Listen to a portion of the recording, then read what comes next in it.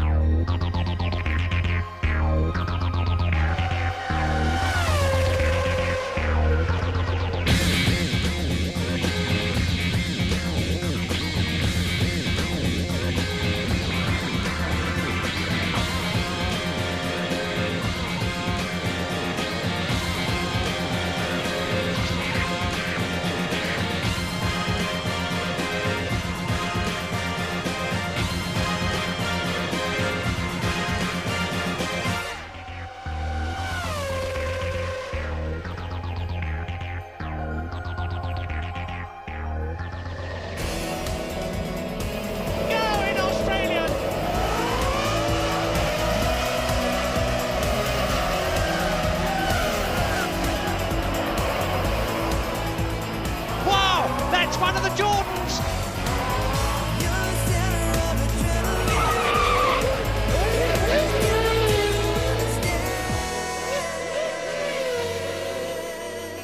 Hello, and there's a big bang.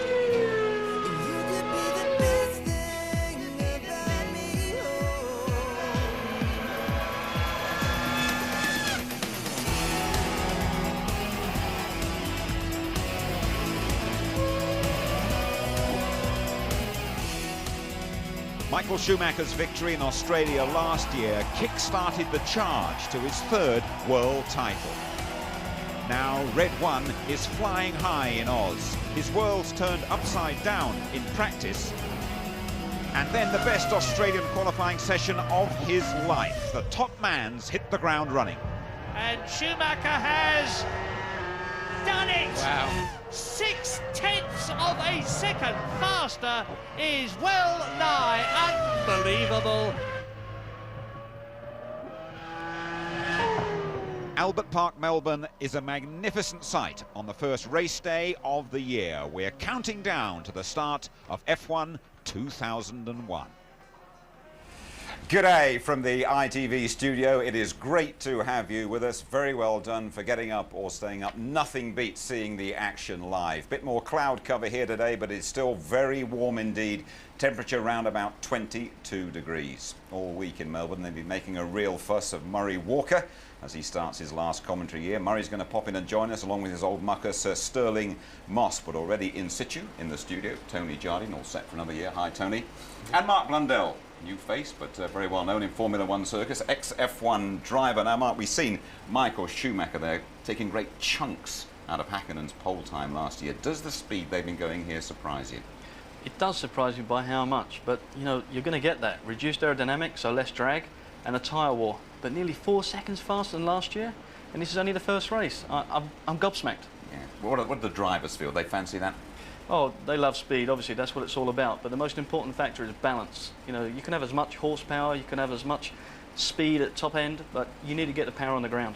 I'll tell you, one team have got the power on the ground very quickly. I mean, forget Ferrari, McLaren and Jordan. We've had this austerity programme, you know, they were gutted last year if they dropped so far down, and they've really worked hard, kept very, very quiet, a lot of investment, a lot of change of staff, and Eddie says what he wants to do is do what he did 2 years ago and surprise everybody. So far they've done that. We've got to see if the car in race trim is as good as in qualifying, where it's fourth with Frentzen. Great start. OK, our first job, though, is to bring you right up to date with all the changes that have taken place in the world of Formula One since Michael Schumacher won in Malaysia back in October. A tyre war is actually already starting. We've got a special feature coming on that in a few minutes' time. Lots of other changes, but continuity at the very top. Ferrari are this year's leaders of the pack and finally have the cherished #1 on the car. They've worked hard on development over the winter, and world champion Michael Schumacher has been vocal about how good the car feels.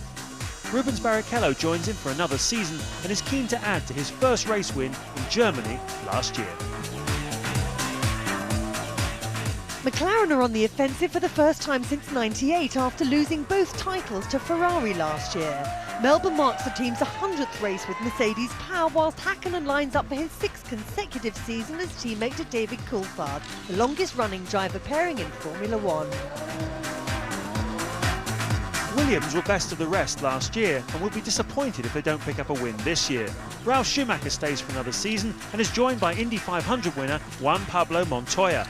There is tension between the two drivers, but they both say they'll do their talking on the track. Benetton line up 4th for one final hurrah before the outfit becomes Renault in 2002. Giancarlo Fisichella starts the season in a positive frame of mind, but reliability could prove an issue in the early part of the year. Williams refugee Jenson Button should give Fisichella a run for his money. British American Racing start the season in 5th place on one of 2 Honda engine teams. Frenchman Olivier Panis, who last raced for Prost in 1999, is back in Formula One after a year testing for McLaren. He will be pushing his teammate Jacques Villeneuve. Jordan slipped right down to 6th last year, but are hoping the Works Honda engine will power them back to winning ways. Heinz-Harald Frentzen has been putting in some impressive times over the winter, as has teammate Jarno Trulli. The battle between the two Honda-powered teams could prove one of the highlights of the year.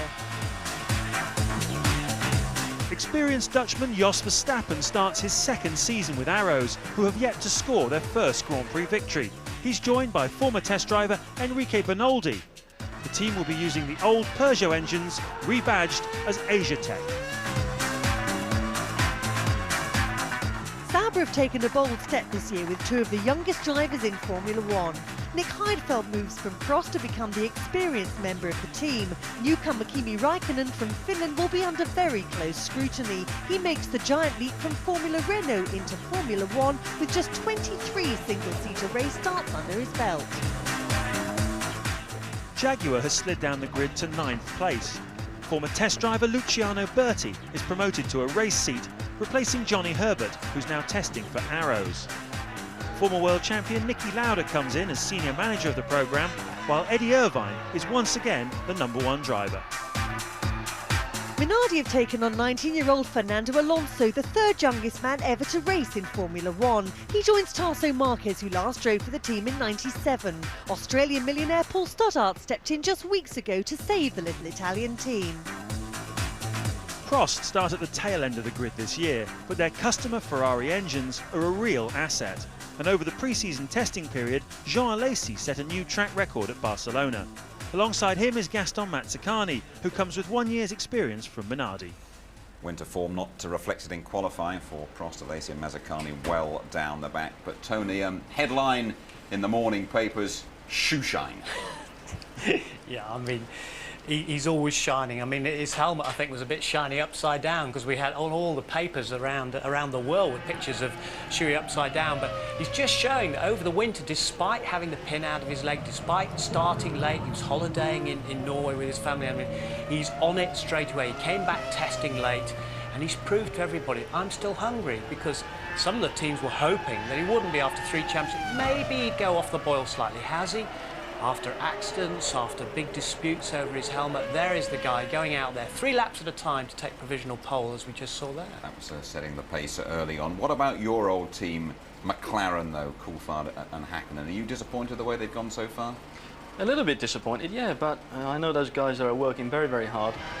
They will be back. You know, don't underestimate McLaren, Mercedes-Benz. They're a strong team. Ron Dennis is at the head.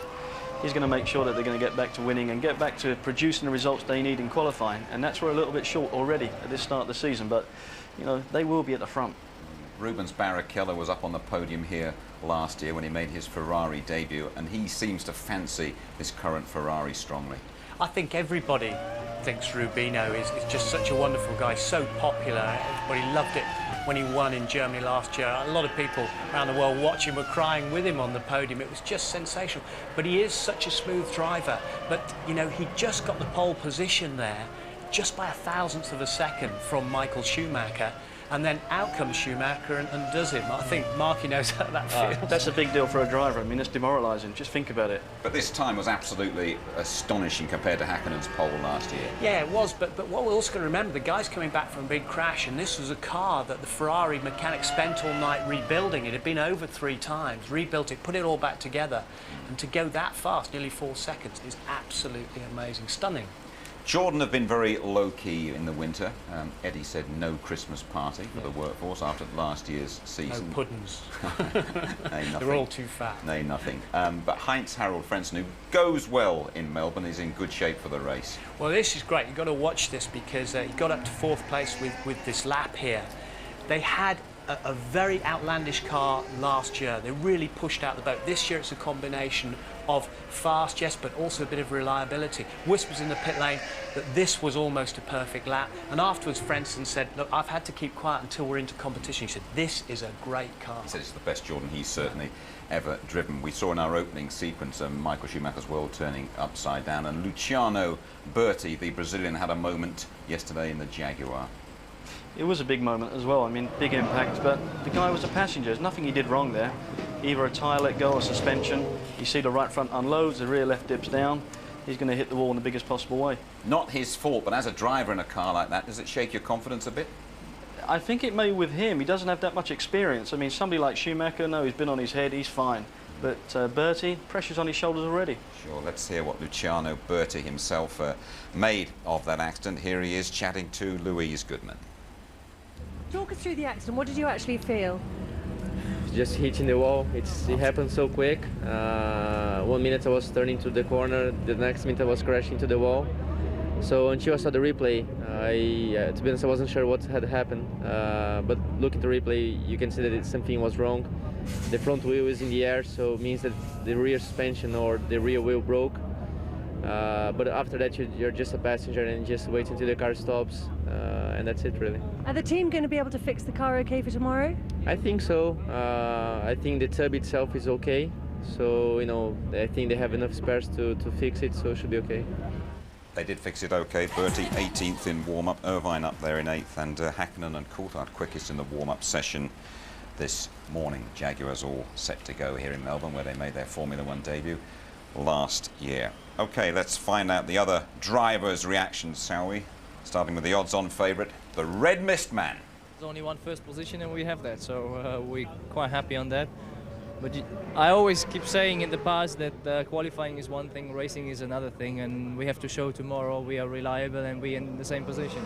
I lost one run because I went wide, example, in the first corner because the car was just not handling correctly. So we need to have some serious talk and serious work to be done for tomorrow. The car suits me better than last year's. I'm feeling good about it, and you know, I've already tested with full tanks. Goes well. Even from 6th place, if I can score a couple of points, and that will have me ahead of the last 2 years. So obviously my sights adjust considering the grid position. Fastest Michelin run and a stonking final lap from you. I mean, it was a great lap. I think we got the best out of it today, although it's not quite enough from what we want to achieve, that's obvious, but from what we have started yesterday and what we've seen yesterday, I think we can be pretty happy about it. This is the first race. It's always, you know, a lot of people, there's a lot of failures normally, so hopefully we can be one of the people that are at the end of the race, and I think we can, so it's quite positive, and we'll see what happens. I mean, I'm pretty happy and confident that we have a good car this year, much better car than last year.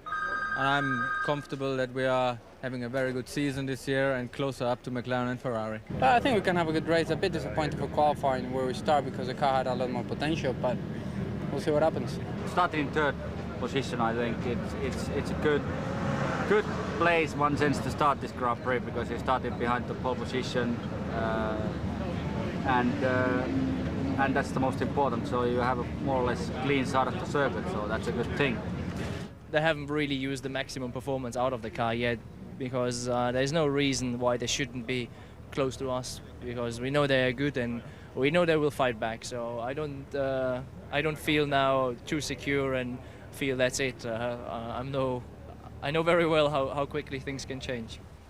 It's top of the grid though. Tony, take us through it. Well, first Aussie pole for Schumacher in 10 attempts, and an all-red front row for the first time since Monza last year.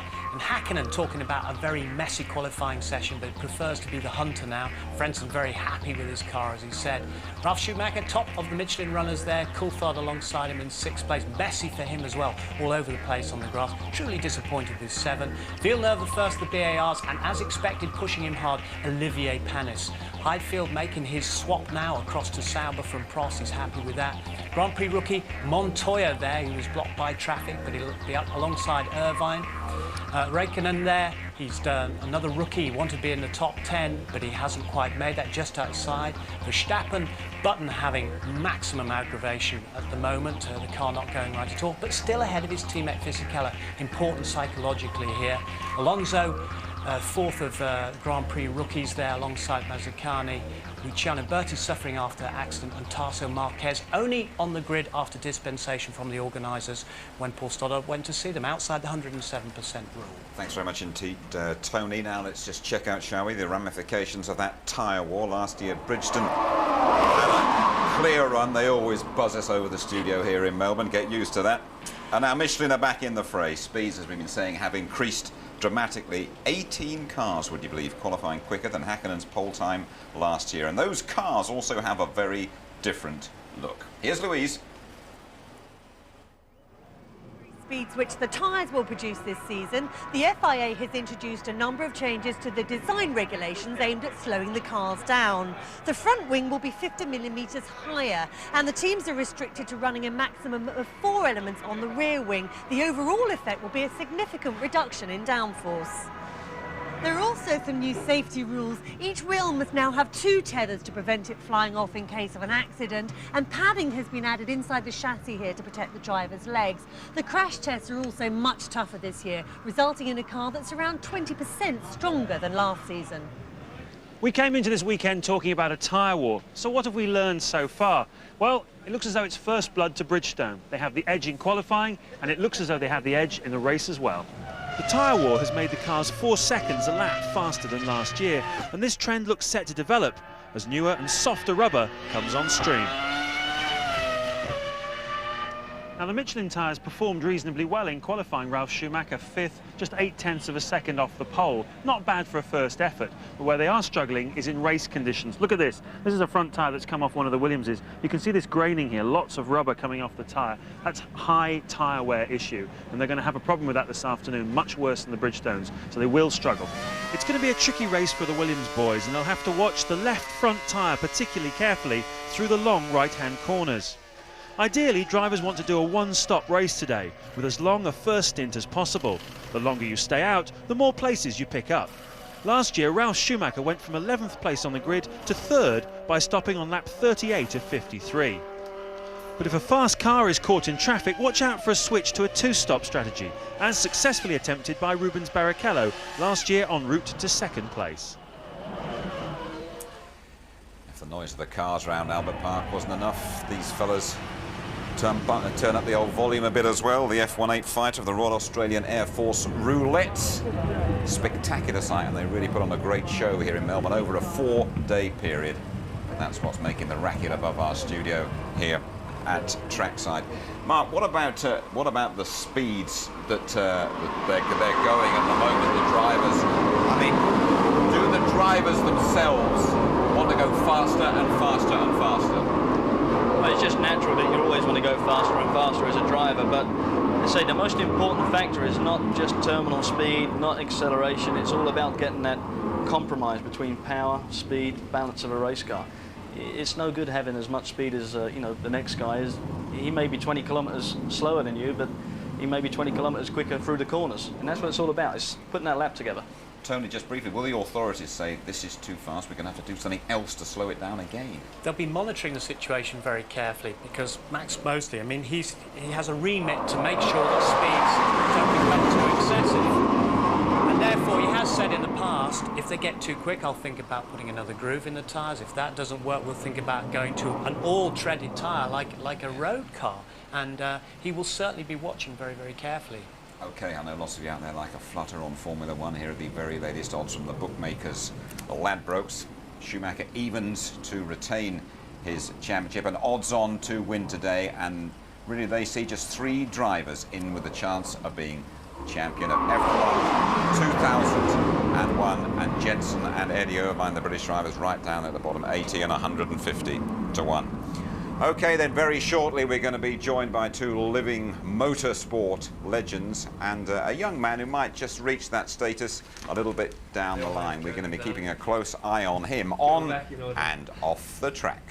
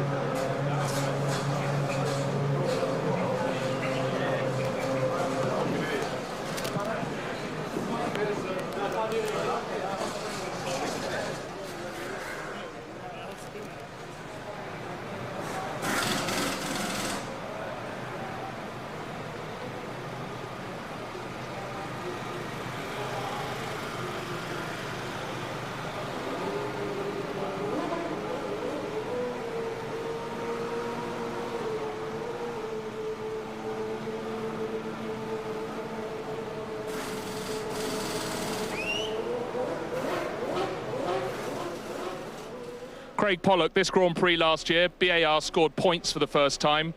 Jacques Villeneuve started 8th on the grid, finished 4th. He's 8th again today. Are you confident? Well, we can never say overly confident. We think we've got a reliable car like last year, and we've got 2 drivers who can really be up there. So maybe with a little bit of luck, we can try and get 1 place better. Just looking up at the sky when we had that air display, there seems quite a lot of moisture up there. Are you worried that that might come down on us this afternoon? Well, it came down on us this morning, but it was very light, and they've announced that it's going to be better weather in the afternoon, so I'm not really worried about it. If it rains for everybody. Good race. Okay, thank you. Best of luck. Thank you. 12 points.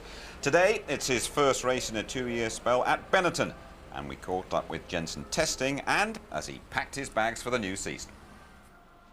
I've got my suit, which might come in useful. Cuddly Toy. It's my lucky mascot that my girlfriend got me for my birthday, so I better take it with us or I get shot. The whole package is a bit behind what we expected at this time of the season. But then again, it is quite difficult coming in with Michelin being new in Formula 1 and Renault coming back in. It was always going to be difficult. But I think it's more long-term we're looking anyway, so I think towards the end of the season it's going to be a lot better, and hopefully we'll get some good results then. Toiletry bag. I think we're all sorted now. Yeah, fitness is great actually. I've always hated fitness. I've always done it because I've had to. And when I got told I had to go to Lanzarote on the 2nd of January for 5 or 6 days training, I was like, whoa, no chance. I'm not going to last that long. But it was really, really good fun, and we were training about 5.5, 6 hours a day, and it was. I really enjoyed it. It's quite unusual. Passport. 5 minutes back. Don't be late. How are you getting on with Giancarlo? Good. You're going to be revving each other up this year? I hope so, yeah. I hope so. I think that's what pushes you forward anyway. So hopefully we'll be pushing each other really, really hard. Just hope he's not too quick, because he's pretty quick. Quicker than I thought he was. So it's going to be good. I'm looking forward to it. It is going to be tough in Melbourne. I mean, nobody knows what to expect in Melbourne because I haven't driven the circuit on Michelin's. So it is difficult to know. But from what I've seen, as I said, I think they're doing a great job, and the tyres are looking good. It's just, we'll wait and see, I don't know. Cool. See you in Melbourne then.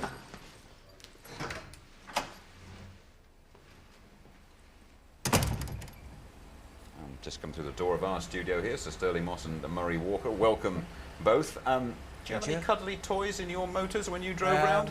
No, I didn't actually. There wasn't that much room. No, I always carried a little horseshoe. Really? But, yeah. But the trouble with doing that, the trouble is that if you haven't got it with you and anything goes wrong, then you know why. So it's not really a good idea. Murray, what do you make of Jenson Button? It could be a testing year for him this Well, I've always said, Jim, that no matter what happens to Jenson this year and next year, it's good experience. He started off magnificently last year. Being at the bottom of the heap this year, which he is at the present moment, isn't going to do him any harm at all. It'll harden him to the realities of Formula One, which he may have missed a bit last year. And when he goes to another team, he's going to be even stronger. Michael Schumacher, we've spoken about a lot here today. I just wanted to show you one or two little pictures of Michael Schumacher's victory ceremony last year. Just keep your eye on the plate that Michael Schumacher is getting from Steve Bratz, the Premier of Victoria. Schumacher raises that above his head. Now, how'd you get that then? Jim, this was one of the 3 most emotional experiences of my life, and the other one has been today. It was at the Grand Prix ball. Ron Walker, who is the boss of it all, invited me to come. And when I got there, Prince Michael was there, and I was called up onto the dais to receive this, which is an exact replica of the trophy that Michael Schumacher and the others before him have had. To say that I was overwhelmed is putting it very mildly indeed. Can you believe that this is going to be the last year? I think it's terrible. I'm hoping he'll change his mind again. We can't do without it. But if he doesn't change his mind, you've got to come to the races. I mean, this week you've got to. Well, you have to have him.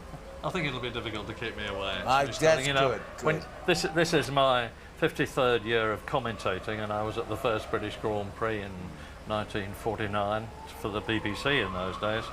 And when you've had a lifetime of it, you're not going to break away from it. It's fair to say, Murray, I think there aren't too many people in Melbourne that don't know you're here. I mean, from the moment you stepped off that plane at the crack of dawn, you got the old red carpet reception there, and a very nice reception committee, I'd have to say. That's you at the Grand Ball, where you received this fantastic trophy.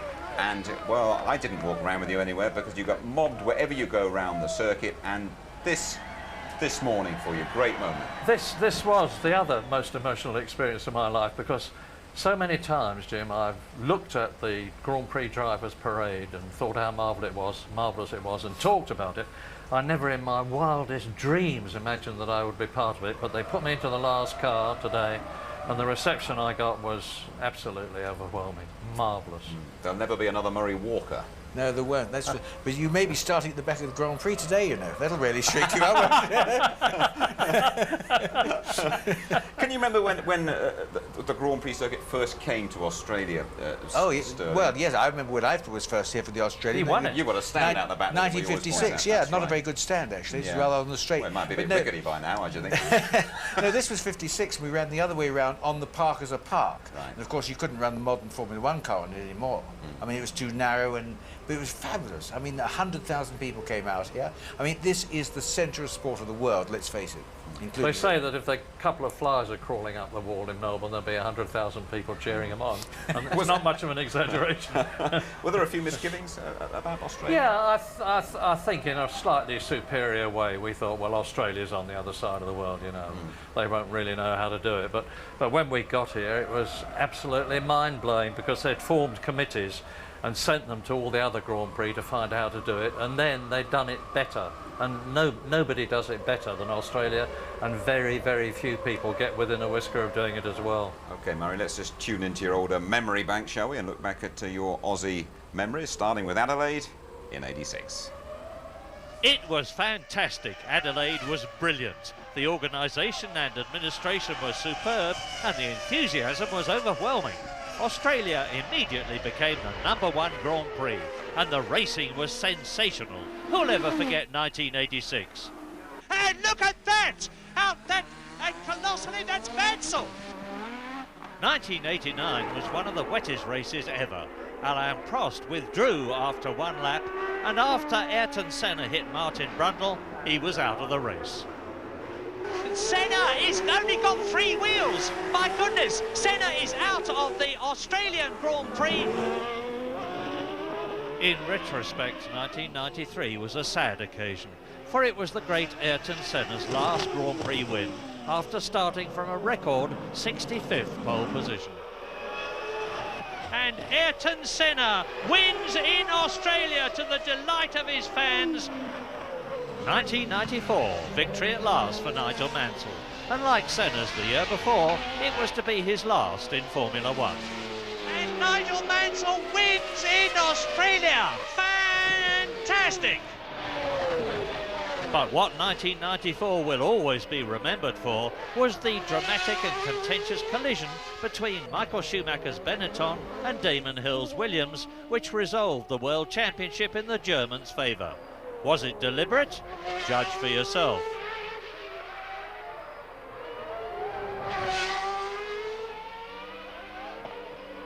In 1996, the race moved to Melbourne.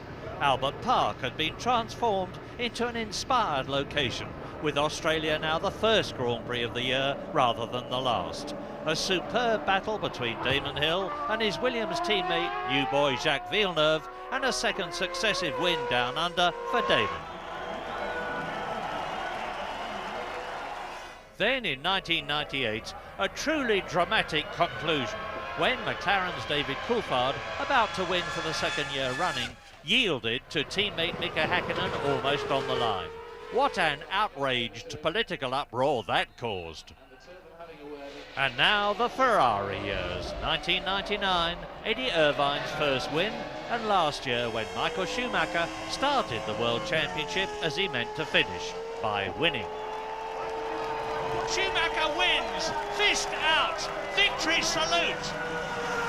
16 years of drama and pure joy, with great racing at great circuits in a great country. Expecting more... Nothing biased about me, Jim. No, I know. You're expecting more champagne. The tourist board like that, by the way. You'll always get a trip here. More champagne for Schumacher today, Murray? What are you expecting? Well, it's easy to say, Schumacher, Jim. If he does, it'll be his 5th win in succession, and only Nigel Mansell, I think, has done that in the past. Yes, you've got to say Schumacher, but everything can happen in Formula One, like I say it normally does. I wouldn't mind putting a few bob on Frentzen. Really? Sterling? Yeah, Frenson's a good outsider. I don't think he's going to win, in truth. I really don't. I think Rubens is in there as well, and he's going quickly. Mika's all fired up, but will he make it? I don't know. This is what's good about this race. We've come to find out things. How good is Montoya? He went like hell this morning. Sure. You know, and so there's so many things we're going to hear more about, I think. We've heard the cars going round on their installation lap with just over 20 minutes to go to the start, and I know, Murray, you want to get away up there very quickly. Don't worry, you'll be there. You'll be in good shape up there. And there is Schumacher just giving the Ferrari a little blowout before the start of the Australian Grand Prix. 22 degrees and rising here. The start just over 20 minutes away. Murray, I mean, you've had some old week, but now you've got to do the job, old chap. My worry up to now, Jim, has been being able to do the work. I'm supposed to be getting around talking to people. So many Australians have been talking to me that I haven't been able to talk to the people who matter. but I shall try. I'm sure. As Rubens Barrichello says, I will do my best. He will do his best not to disappoint you, I think, which you said. Final thoughts, really, from you, Sterling, as a real pal of this fellow. It is going to be his last year. I really am very, very disappointed. I think he has given more to motor racing than anybody else, along with Ferrari, in my mind. I think what he's done for motor racing is why there's so many people follow it, because you can't not be infected by him. That's the point. You've got to go and go to work now. Thanks for joining us, Murray. And well done. Look forward to throwing over to you very, very shortly. Take your ashtray. No, that's excess baggage. I'm not taking it home for you, all right?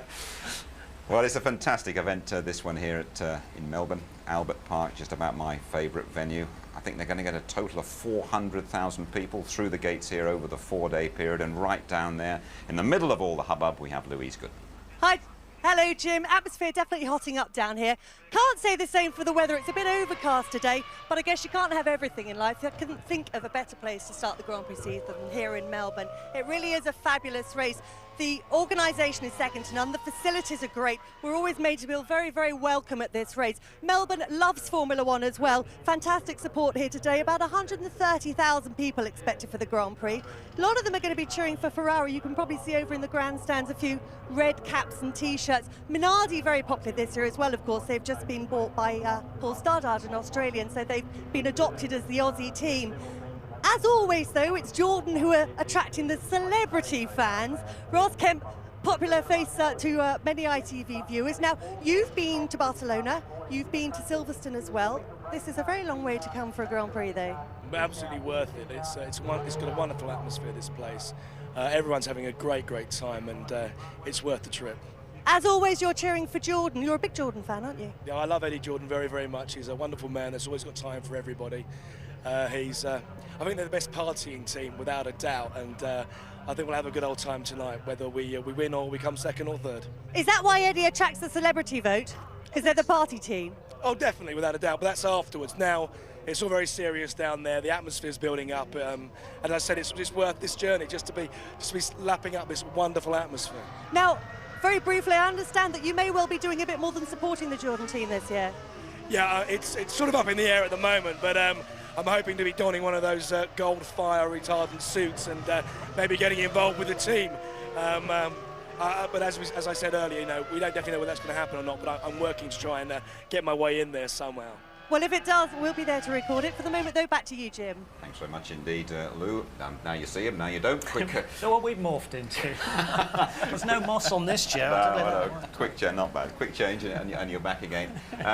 Talking about the Jordans down there, as we have already, there's another team that we should just run the focus over, and that's Jaguar. You weren't with us last year, Mark, but they arrived with this great blaze of publicity and then really fell flat on their faces. But a guy called Bobby Rahal is now trying to pull things around, and you know this fella pretty well. No, Bobby very well. We've driven in kart against him, and previous winner in Indy 500 and many things. But don't underestimate Bobby Rahal. He's a very sharp businessman. But it's not only Bobby just at Jaguar now. We've got Nicky Lauda coming into the field. I mean, we've got some very powerful names. I mean, drivers taking over teams hasn't actually had a 100% success rate, is fair to say. Not yet. Bobby at Jaguar, Alain Prost at his own team there, but I think it will happen. Eventually, I think those guys will get it right, and there's some very sharp minds at the head of those companies. Yeah, there's Nicky Lauda chatting to Eddie Irvine here in Australia. Do you think that the Jaguar were a bit embarrassed, perhaps, about that blaze of publicity when they came in? And then don't you mean Jaguar? Oh, yeah. That's what it morphed into last year. Jaguar, then. They were embarrassed. They've got to re-establish their reputation. We all know that. And Bobby Rahal is a no-nonsense guy. He knows what he's doing. But he's already had run-ins in the team. He made some sackings at the beginning of top engineers and mechanics. That upset Eddie Irvine. Irv shoots from the lip as usual, and he criticised the team for that. He was rebuked by the team. And arriving here, he said the team was slow. So he's had a slap. He's had another slap again. But, he is in a sort of twilight of his career, according to Bobby Rahal. So he's got to deliver now, and he's got to be dedicated. Yeah. OK, thanks to you both. Let's have a word with Michael Schumacher, shall we? Pole sitter, last year's winner, reigning world champion, going for his 5th victory in a row. That sequence started back in Monza in the autumn. Here he is then talking one-to-one with Murray. I first talked to you at Spa in 1991, 11 years ago. Is the fire still burning? Oh, very much. I mean, you know, the simple words I should use for that is I'm simply born to race, and it's a natural ability I have to put the car on the limit and enjoy it. I want to compete, I want to race, and I don't know how long. Naturally, one day it will be over, but I see that day being far away for the moment. Now, well, it's 5 years between your second World Championship for Benetton and your first World Championship for Ferrari. Now, 5 years in your young life is a long time. Do you feel the investment was worth it? All that waiting to get there again? I don't think you should look at it saying it's worth it or not worth it. Simply say that it was my best life, my best years of my life, honestly, because even though there were tough moments, but the good thing is if you come out of tough moments and you have good moments and finally deliver a championship, it's simply the best. And no, I don't want to miss that time. Now, years ago, after Senna had won his third World Championship, I was sitting talking to him and I said, you've got all the money in the world, you've won umpteen races, you've won championships. What is the motivation now? And he said, bigger numbers. Is that your motivation? No, I wouldn't say that, because the numbers don't change very much. It's simply, you know, when I'm sitting in the car, when I drive, when I put it on the limit, it's what I love to do, and I enjoy. And I mean, what is better to do? There's nothing else which I could enjoy more than driving a racing car. And I'm too young to stop and retire and sit in the chair and smoke a cigar and drink wine at home. That's too early for me. But it's early days in this year's season. We haven't even had the first race yet, and it looks pretty obvious that, again, it's going to be between you and McLaren. But what are the prospects that you see in terms of competition from the other teams? Obviously, you've seen Jordan being quite competitive today, although you never know how much fuel quantity they run around with. But at the end of the day, I think it will be a championship fight between the two teams you mentioned, as last year. But the teams will be closer, and I've said many times that we will have to, or we will find out more teams being able to score victories. Do you see more of a threat from Coulthard this year than you did last year? We'll find out. I think the answer to that is probably a negative.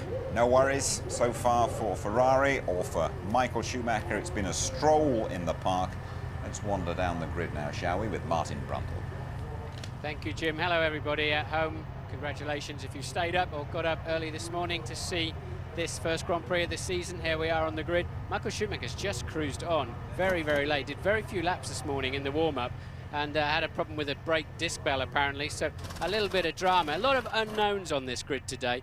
I don't believe a Ferrari has finished a complete and true race distance this year, and nor has a McLaren, in my view. So if any of these two teams win the Grand Prix today, I think it'll be a first for those cars over the line and a complete race distance. But anyway, Michael's here. Poor old boy, just over £500,000 a week he earns, and he's come all the way around the other side of the world to put a show on for you. I talked about those unknowns because there's 5 drivers on this grid that have never started a Grand Prix in a normal Grand Prix grid situation. And a lot of those youngsters, if you watch my grid walk from time to time, you know that I often have a job finding drivers because they're off to the gents. They preload so heavily on their with the water, but this year's going to be very embarrassing. We've got so many young kids. It's going to be all the parents finishing off the potty training, I think. Some of these guys are so young. But I don't know if I can just squeeze in on Heinz Harald there, who's had an excellent performance in qualifying. Fourth on the grid, talking to his Bridgestone engineer at the moment, and of course tyres are a big issue today. New Bridgestones, new. Patrick, can you have a quick word with us about your man, Patrick Head of the Williams team, of course, your man Ralph there in 6th position, pretty spectacular qualifying, and how those tyres going to last today? Well, I think it's easier to tell you after the race, but all the predictions say that they should be no problem. Okay, and reliability, because some of these guys in front of you might not be too smart on that. Well, you never know. No team really knows how well they're going to be off until you've got through the first race. So if you are overconfident about your reliability, you're probably going to get a bad surprise. All right, when Heinz Haralde was driving for you a few years back, he flew off the road with no brakes towards the end of the race while leading in one of your cars. Is brakes a drama here? Always far too hard on brakes. Oh, was it? So it's no problem today then with brakes? Our predictions are that they're okay, but with the data you get in practice never truly represents the race conditions. So we'll be monitoring the brake wear during the race. Okay, and one stop? It'll be 1 or 2. Okay, thanks, Patrick. Let's have a wander down, see who else we can find. So you've got Ralf Schumacher then in 6th place. I wanted to speak to Eddie Jordan. He's had a stonking weekend so far with Frentzen, and Trudy looked like he was really going to get the job done as well. So Jordan and the Hondas, and there's a big scrap between the two Honda teams. And let's see if we can interrupt. Oh, there he's with. Yes, that's going to be rude, I think, to interrupt on that one. I think we'll save that for another day, because I'm sure Edmund is going to have plenty to say when. I'm sure Edmund's going to have plenty to say at other times. I'm not going to go down there because all the drivers are now in the car. We're really, really late on the grid. Let me just see if I can catch Coulthard down at the front here. Is DC anywhere to be seen? Yes, he is. Okay, here we go. Let's have a final word from DC. DC, sorry to interrupt you, old buddy. How's it going? How's it looking? I think the basic pace of the car, balance-wise, this morning was quite good, but obviously I'm out of grid position here, really, from qualifying, so it's going to be a little bit difficult to leapfrog the guys in front. Can you win this race from here? With reliability issues you have the first race, yes. In a straight race, I would say unlikely. Well, you think the Ferrari's going to scamper away? I think that they're looking pretty good through practice. They've been setting the pace, and we've been playing catch-up, and they've got a clean track, and I've got BMW and a Jordan in front of me. There's a few million British mates there watching and wishing you good luck. Thanks a lot. Back to you in the studio. Yes, good luck to David, winner of our first ITV race here back in 1997.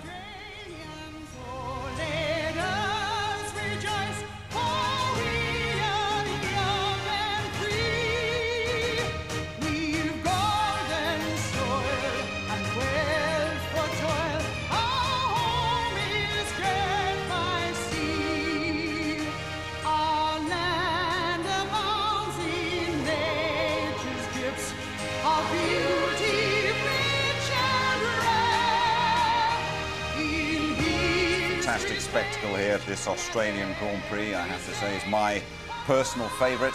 Melbourne, a lovely city, Albert Park, a very special venue indeed, and the sport always comes up fresh after the winter break. The race itself always develops and delivers huge dollops of drama. Applause for the anthem, and we are all set for the off in Australia.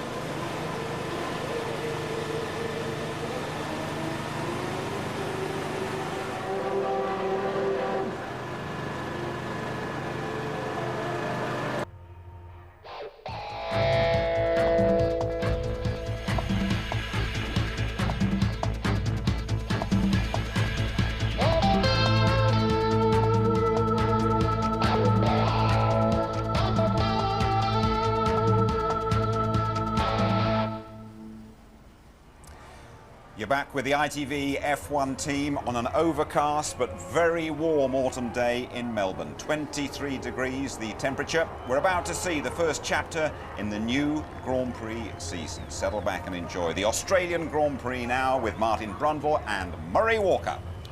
And from Melbourne, Australia, good afternoon to everybody. It's a fabulous day here, as Jim has just said. It is overcast, but notwithstanding that, the track temperature is 28 degrees. The conditions are just about perfect, and there's a massive crowd here. There's going to have been over 400,000 people watching one part of the Australian Grand Prix or another. The practicing on Friday, the practicing yesterday, and that riveting qualifying session we had yesterday when Michael Schumacher put his Ferrari on the pole position of the grid for the 5th race in succession. I think only Nigel Mansell has done that in the past. And Michael Schumacher, there he is, has won the last 4 races. Rubens Barrichello, his teammate alongside him, and Mika Hakkinen, the man who's won this race in 1998, double world champion, only 3rd on the grid. And my tip is, if the Ferraris and the McLarens do not do well, you've heard Martin talking about the fact that there are reliability questions hanging over their head. Watch Heinz-Harald Frentzen. Yeah, I think Frenzen's got a good car underneath him. What the 2 Ferrari boys will be worried about on the front row of the grid is, for sure, Rubens will not want to be fighting Michael into that first corner. We know Michael is not an electric starter normally, excuse the pun, but I noticed down on the grid slot where Michael is, there's been a 3-way competition thing involving last year's Williams, and there's a lot of rubber on the grid. So Michael's got a good slingshot out of that pole position. But the pair of them will be very conscious that Mika Hakkinen there in 3rd place is a brilliant start. And if they try and choreograph too much, that first and indeed the 3rd corners, Hakkinen will be there, I think, to punish them. So looking forward to seeing what happens at the start, right at the very front. And I think mid-pack, as I said, a lot of new drivers in there, and it's very high speed, the first section of this lap, and you're away, you're soon up to 180, 185 miles an hour before you've even reached turn 3. You've been to 180 miles an hour probably twice already, and it is very easy, as I know to my own cost, to trip over somebody on the first lap of this Grand Prix.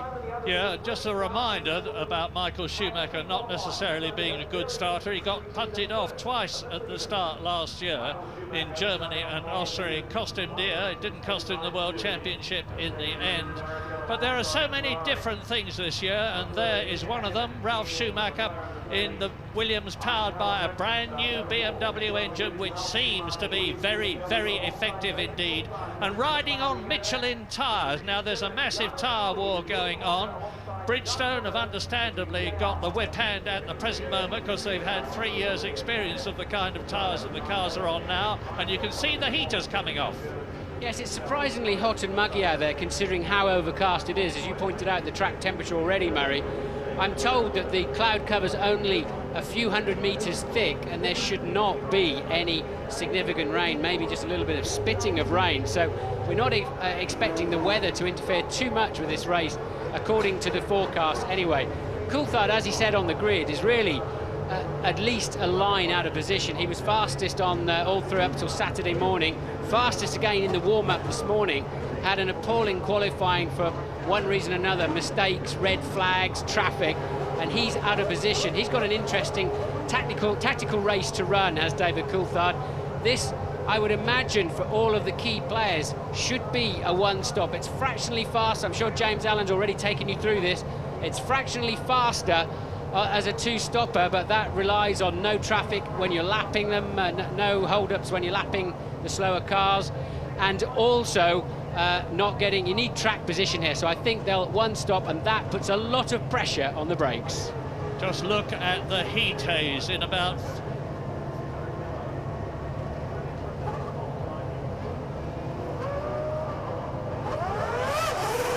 green lights in Melbourne, and off they go for the parade lap, the formation lap, which gives Martin an opportunity to tell you about this magnificent Melbourne Albert Park circuit. That's a very high shot, of course, from the helicam there, but turn 1 looks so easy, doesn't it? Sweeping into that turn 2. The Ferrari is absolutely mighty through there, and but they're all fast. I've been around Formula 1 cars for 18 years now, and it's a long time since I've gone to a corner and stood back and said, wow, you get used to the speed, you become comfortable with the amazing speeds of a Formula 1 car after a time. But I have to say, when I was out there with Marky on the first corner and some other corners on Friday, just the arrival speed and turn in and grip and commitment of these latest cars. Remember, despite having the groove tyres, they're some 2.6 seconds faster than the fastest ever lap around this racetrack from some time ago, with theoretically much more aerodynamics and much more rubber on the track. The cars are absolutely superbly fast and committed, and that's why you're seeing a lot of drivers make mistakes. They're carrying so much speed into the corners, if they get it slightly wrong, they're always going to run wide. They're not going to tippy-toe their way around the corners. They're down now. That's a very, very long shot to be able to talk too much about the racetrack, but into 11 and 12, so 150 miles an hour, and then 130 through the second part, and immediately straight back up to 170 miles an hour before turn 13 there, which is relatively easy. Good grip around the outside of 13, and then a difficult 14. You have to trail the throttle. You want to get on with it, but you have to be patient, and then try not to outbrake yourself into the little Mickey Mouse left. That is 15. Schumacher's just turning through now. Try to keep it inside there, grab a bit of curb to pluck the front of the car around, and then 16, the final corner, very, very important. I see on the computer screen an investigation involving car 8, which is Jenson Button, is under investigation by the stewards. We have no idea what that could be at the moment. Maybe he did not get off the line and has rejoined his grid position in the queue, in the snake, and if so, he will be disqualified. So, Michael Schumacher on the right of your screen, pole position. On his right, your left, Rubens Barrichello. Behind Michael Schumacher, Mika Häkkinen, and behind Rubens Barrichello is the yellow Jordan Honda Works engine of Heinz-Harald Frentzen.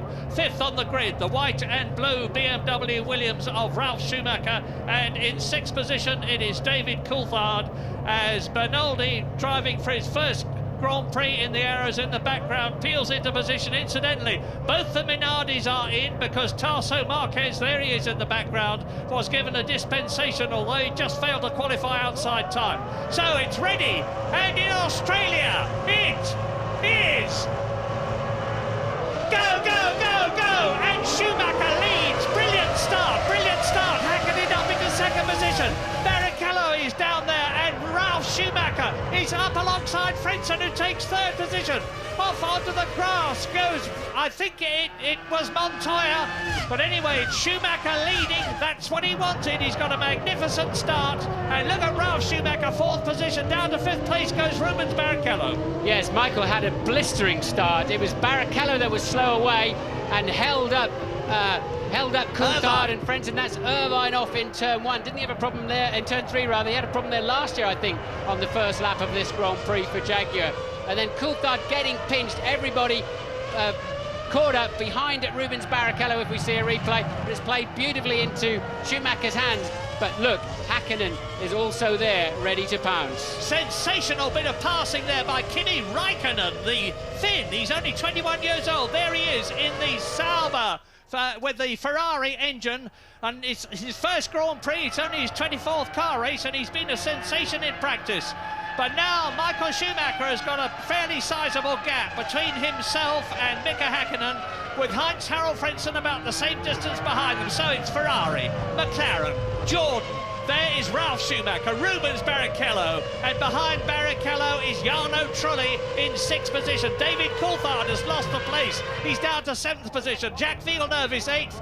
And here comes Schumacher completing lap 1 in this 58-lap race. It's got a long, long way to go. This race is going to last an hour and 30 minutes at least. But Michael Schumacher has got it by the throat. Now, let's just simmer down for a moment and remember what everybody's been saying. Reliability is going to be the name of the game in this race. You heard Martin saying that in his view, neither Ferrari nor McLaren had done a genuine race distance in testing. They've both had problems here and they could have problems again because they are all under pressure. All the cars now are designed right to the edge of the envelope for performance and the balance with reliability. Michael Schumacher led by 1.2 seconds at the end of the first lap, and Mika Häkkinen has just done a very quick first sector.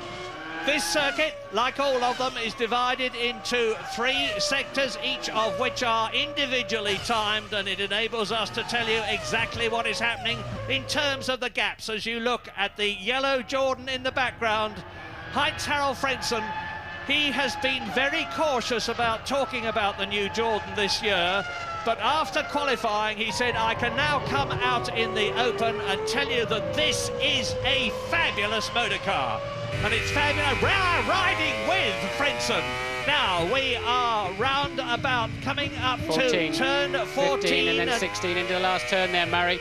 And look, reasonable grip there. He did not have to correct the car at all. Frentzen's car working very nicely in these cooler conditions today. Over the grid hatchings as he head down to turn 1, the Jones corner, about 183, 184 miles an hour. Hook the apex on the inside, ride the yellow line on the left, and just let the car have its head sweep to the outside and be ready now. Diagonal the straight for the shortest route down into turn 3. Don't brake too late, otherwise you'll just understeer wide. And it's a bit of no man's land here through the car park of turn 4 and 5, and we're now watching Frentzen from another angle, sweeping through 5 over the curbs.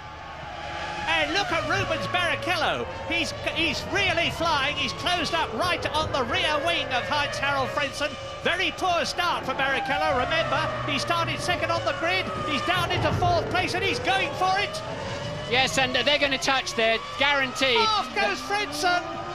Barrichello has tremendous speed. He may even be on a lighter fuel load. He was just all over the back of that Jordan like a bad suit, and he really wasn't quite far enough up into the inside of turn 9 there before, I mean, Frentzen had to turn in. He had no choice. And Barrichello, a bit of a look, here's the replay, and he's coming in from too far away. It's already into the turn-in zone, and well, Rubens, that's your fault, but you got away with it. Well, Rubens Barrichello has improved his position, but he's paid a terrific price in terms of reputation there. He won't have done it deliberately, but it's happened anyway. He is now up into 3rd position. Can he close on Mika Häkkinen ahead of him? Here is Schumacher, and it looks to me as though Häkkinen has closed the gap. It was 1.2 seconds, and over the line they go into turns 1 and 2. Barrichello 3rd. David Coulthard is up into 4th position from his 6th position on the grid. 5th is Jarno Trulli, and in 6th place is Ralf Schumacher, who's lost a place. Yes, I don't know where Ralf Schumacher has had a problem, but surely he has dropped down. So that's put Barrichello with that spin then of Frentzen, helped very much by the front left wheel of Rubens Barrichello. Put Barrichello into 3rd. David Coulthard then up to 4th, and I'd like to see a replay of the start. We were so close to a big accident. I could see it outside the commentary box window here, and quite a lot of the front runners were getting together. They managed to just about keep it under control, and Häkkinen can match Michael Schumacher, no doubt about it. Häkkinen has the car underneath him to at least stay with Schumacher, and it has appeared up till now that Ferrari may have a 1/4 of a second, a 1/3 of a second advantage per lap, but at the moment it's not showing. Well, as we've seen in the past, it is the 2 rivals up ahead, because there's Barrichello. Behind Barrichello is David Coulthard. Here's that replay. Yeah, here's the start look, and it needs to be a bit earlier on than that, but actually, yeah, it was Barrichello that bundled them all up. The Jordans got through well. Montoya, we think, got pushed off in the first corner, but literally not far away from the grid hatchings. They were really getting together, and they got away with it nicely. Watching Coulthard through the last turn now, currently P4, but he is 6.6 seconds down on the leader.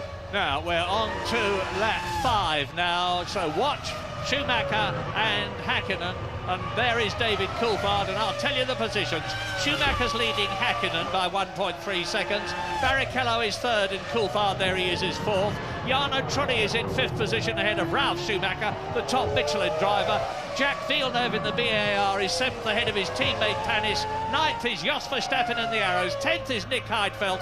11th is Fisichella. Now that's terrific because Fisichella started way down on the grid in 17th position and he's now up into 11th place in the Benetton ahead of Montoya. And out goes Ralf Schumacher. No rear wing on that Williams of Schumacher's, probably after he's connected with the wall, but we'll have to wait for a replay. Did he lose the rear wing first? Looks almost certain that he lost the car, then the rear wing, doesn't it, given the dust and the bits and pieces laying all over the place. So Ralf then off the road. Let's have a look. Oh, big shunt. Oh, that's the BAR. I wonder, it's Villeneuve. I wondered why the marshals were not looking at Schumacher as they ran away. Jacques Villeneuve, a tremendous crash. Safety car, Murray. The race will now be controlled by the safety car, and Villeneuve there, I think it's down in turn 3, isn't it, where they connected. That's your turn. He has my piece of gravel there, and Villeneuve there connecting very, very badly with the wall. He should be okay.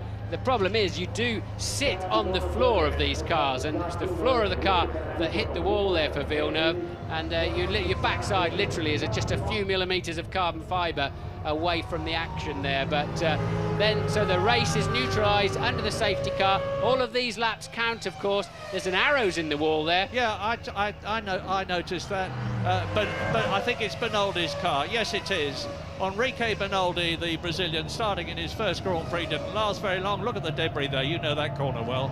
The problem is with this kind of accident, there's a lot of shards of carbon fibre, and it's so easy to pick up a puncture just cruising through this sort of crash zone here, and it's so easy to get something very sharp in the tyre and have a problem 2 or 3 laps down the road. Now, let me tell you what happens here. Let me tell you what caused it, first of all. Obviously, Jacques Villeneuve trying to get through on the inside with Ralf Schumacher. So out goes the BAR, out goes the Williams. The safety car has come out.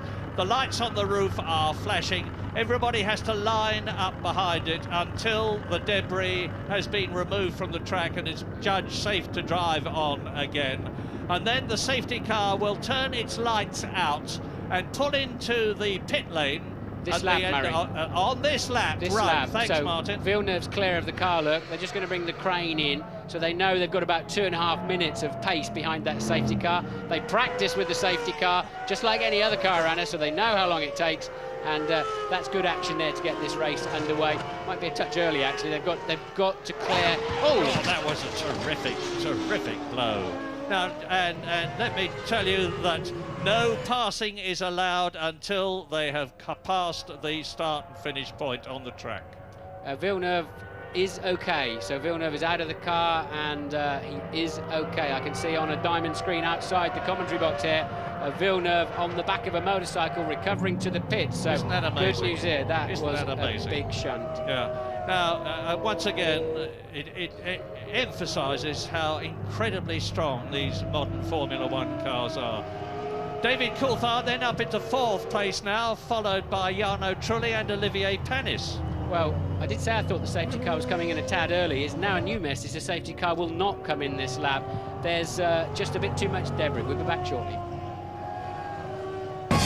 Mika Häkkinen, Rubens Barrichello, David Coulthard, siinä 4 kärkiä. Kaikki tietysti näitä kärkitallin miehiä. Jarno Trulli 5. Jordanilla, 6. Bartallin Olivier Panis, eli Jacques Villeneuven tallikaveri joutuu nyt yksikseen siellä puolustamaan tallinsa mainetta.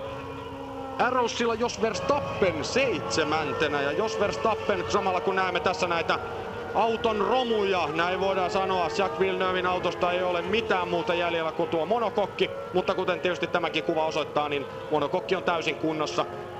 Ralf Schumacherkin käy siinä vähän huolestuneena katsomassa, että mitä siellä oikein on Villeneuven auton sisällä tapahtunut. Onko polkimet esimerkiksi samassa järjestyksessä kuin ne oli lähtiessä? Toisaalta mistä hän tietää, missä järjestyksessä ne edes oli lähtiessä. Verstappen siis 7. Kimin tallikaveri Nick Heidfeld 8. Benetton kuljettaja Giancarlo Fisichella 9. 10. Juan Pablo Montoya. 11. Jenson Button. 12. Jean Alesi. Kimi Räikkönen ajaa siinä Alesiin perässä edelleen, on 13. Heinz-Harald Frentzen 14. 15. Luciano Burti. 16. Fernando Alonso. Ja perää pitää tällä hetkellä Eddie Irvine 17. tilalla. Ja siinä oli muuten Enrique Bernoldin auto Voihan sitä tuollaistakin pyörähdykseksi kutsua. Tässä ei enää pyörähdellä, vaan tässä kuvassa pyöräillään. Sellaisia tietoja tuosta Villeneuven tilanteesta, että hänet on mahdollisesti nähty myös skootterin päällä. Eli sehän kertoo siitä, että mitään vakavaa ei ole tapahtunut, mutta tämä nyt on vielä vahvistamatonta tietoa. Toivotaan, että pitää kuitenkin paikkansa. Joo, kyllähän se tietysti, mutta näin Jyrki jo sieltä Teksasista käsin. Valtameren, Helsingistä päin katsottuna Valtameren toisella puolen kertoi, että jossain kuvissa oli vähän vilattanut, että Villeneuve olisi omin voimin sieltä autosta tullut pois, mikä luonnollisesti on se tärkein asia. 5 kuljettajaa on poissa pelistä, eikä tätä kilpailua ajettu kuin 6 kierrosta täyteen, ja niistäkin pari on vedetty turva-auton perässä. Ralf Schumacher siis keskeytti, niin kuin teki myös Jacques Villeneuve. Tarso Marquezin tilanne on se, että hänkin on pysähtynyt tuonne radalle ja ilmeisesti myöskin keskeyttänyt. Here at Melbourne, the safety car is still out, which I, for one, we're on lap 7 out of 58 now, I, for one, am very pleased about, because it was a failure to retrieve all the debris that may have caused the terrible death of Ayrton Senna at Imola in '94. Look at it again. Yeah, that's a long way before the corner. We're getting a message back to the commentary box that maybe Villeneuve had some kind of technical problem. He just wasn't slowing down. And of course, his the difference in speed there is massive. So it looks like he was not ready for the braking area at all. And that's a wake-up call, I'm afraid, for everybody involved in Formula One, because we're so sure the cars and circuits are virtually as safe as you can make them, and it really is very safe for the drivers now, and something like that is so scary both for the driver and the spectator. I thought the cameraman did well to keep focused on it as well, actually, with that lot coming towards him. But a bit of an update then also on Jenson Button. I mentioned right at the beginning he was under investigation by the stewards. Apparently he went out in the spare car whilst his race car was still parked on the grid. This is in the formation period before the start of the race, and at the moment we haven't seen any sign of a penalty for Jenson Button, who is now, with all the carnage that's going on, up to a fine 11th place. After you, Murray. Behind his, 2 places behind his teammate Giancarlo Fisichella. Gives me the opportunity to tell you, that those of you who didn't know, that the Benettons this year very much changed team. They're using a Renault engine, and Louise is with Jacques Villeneuve. Jacques, horrendous accident. First things first, are you okay? Yeah, I'm okay. Any ideas what happened? Yeah, Ralph was in the middle of the track, and I wasn't sure which way he would let me overtake him, on the inside or the outside. And when I finally went for the outside, that's when he hit the brakes, and I had no time to move to the outside. Glad to see you're all right, thanks. Well, Grand Prix drivers never cease to amaze me, never cease to command my respect. How anybody can have a calm, dispassionate conversation with Louise like Jacques has just had after what he's just gone through is beyond my understanding. They are indeed supermen. And we're now on lap 8 out of 58 because the race continues behind the pace car. It's in effect, well, it is in a hold position, but the laps that they do still count. So at the end of this one, 50 to go. I'll tell you what it is about turn 3.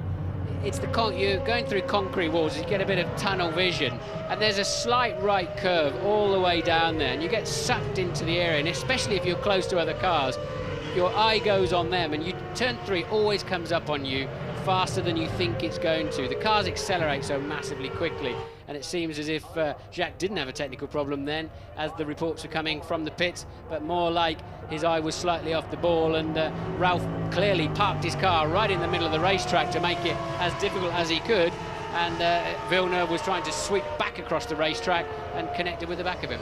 Well, now, I know they listen to me closely in the production department. There are 2 real rivals together on the track now. Montoya, who's in 10th position in his first Grand Prix driving for Williams, and Jenson Button, who left the Williams team, now away with Montoya now, and just behind him is his rival Jenson Button in the Benetton, who has clawed his way up through the field, and ahead of Montoya is, you can see, the blue Benetton of Giancarlo Fisichella, and it's going to be mighty interesting to see how the BMW engine of Montoya's Williams there copes with the new Renault 111-degree V10 engine of Jenson Button's Benetton when they get the go signal.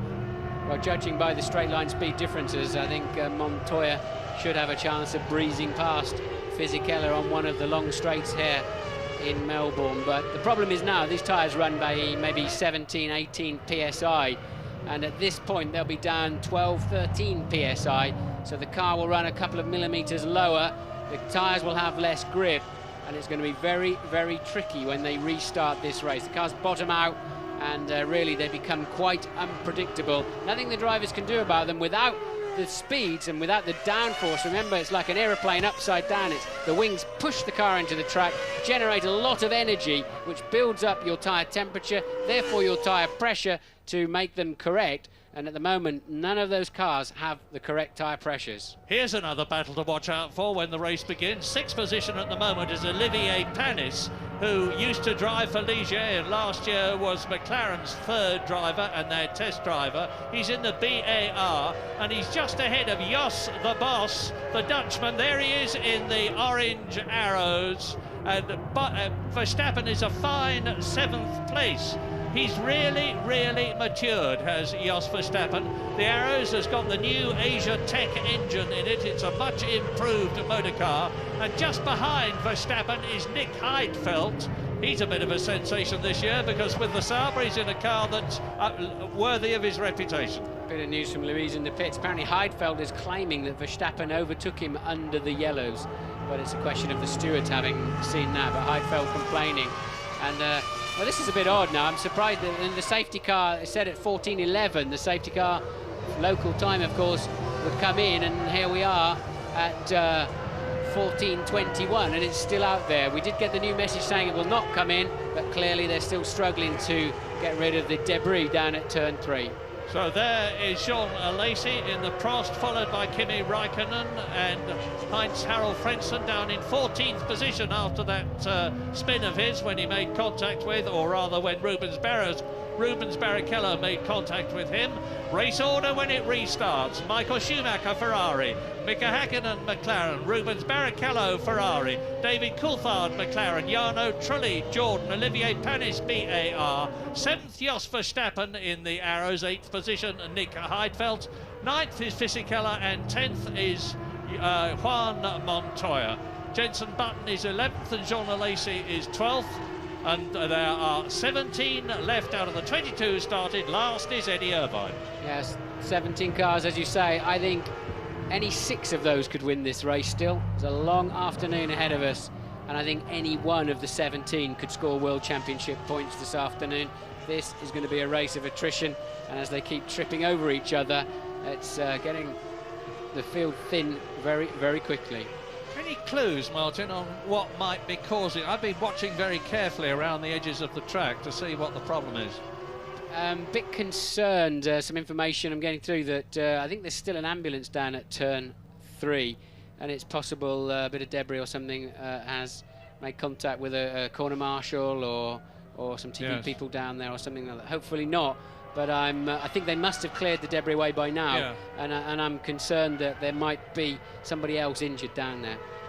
Well, let us hope that that is not the case, although I fear it may be because of the way the cars are out on the track. Meantime, of course, there is the confirmation. There is a problem of some kind there, and we're going to leave Melbourne for a couple of minutes. Luukku auki ja siellä on paarit ja kaikki, ettei vaan siellä olisi nyt jälleen ratavalvojille tai lippumiehille jotakin sattunut. Nyt toivotaan, että näin ei ole. Tietysti heti kun tietoja tulee, niin otamme mielellään sellaisen. Tämä tietysti myöskin sinne Antille pyyntö, että jos yhtään mitään tietoa tulee tuolta kaarteesta, jossa tämä onnettomuus on tapahtunut. Edelleen mennään safety carin perässä. Me menemme nyt pienelle hengähdystauolle ja palaamme sitten takaisin.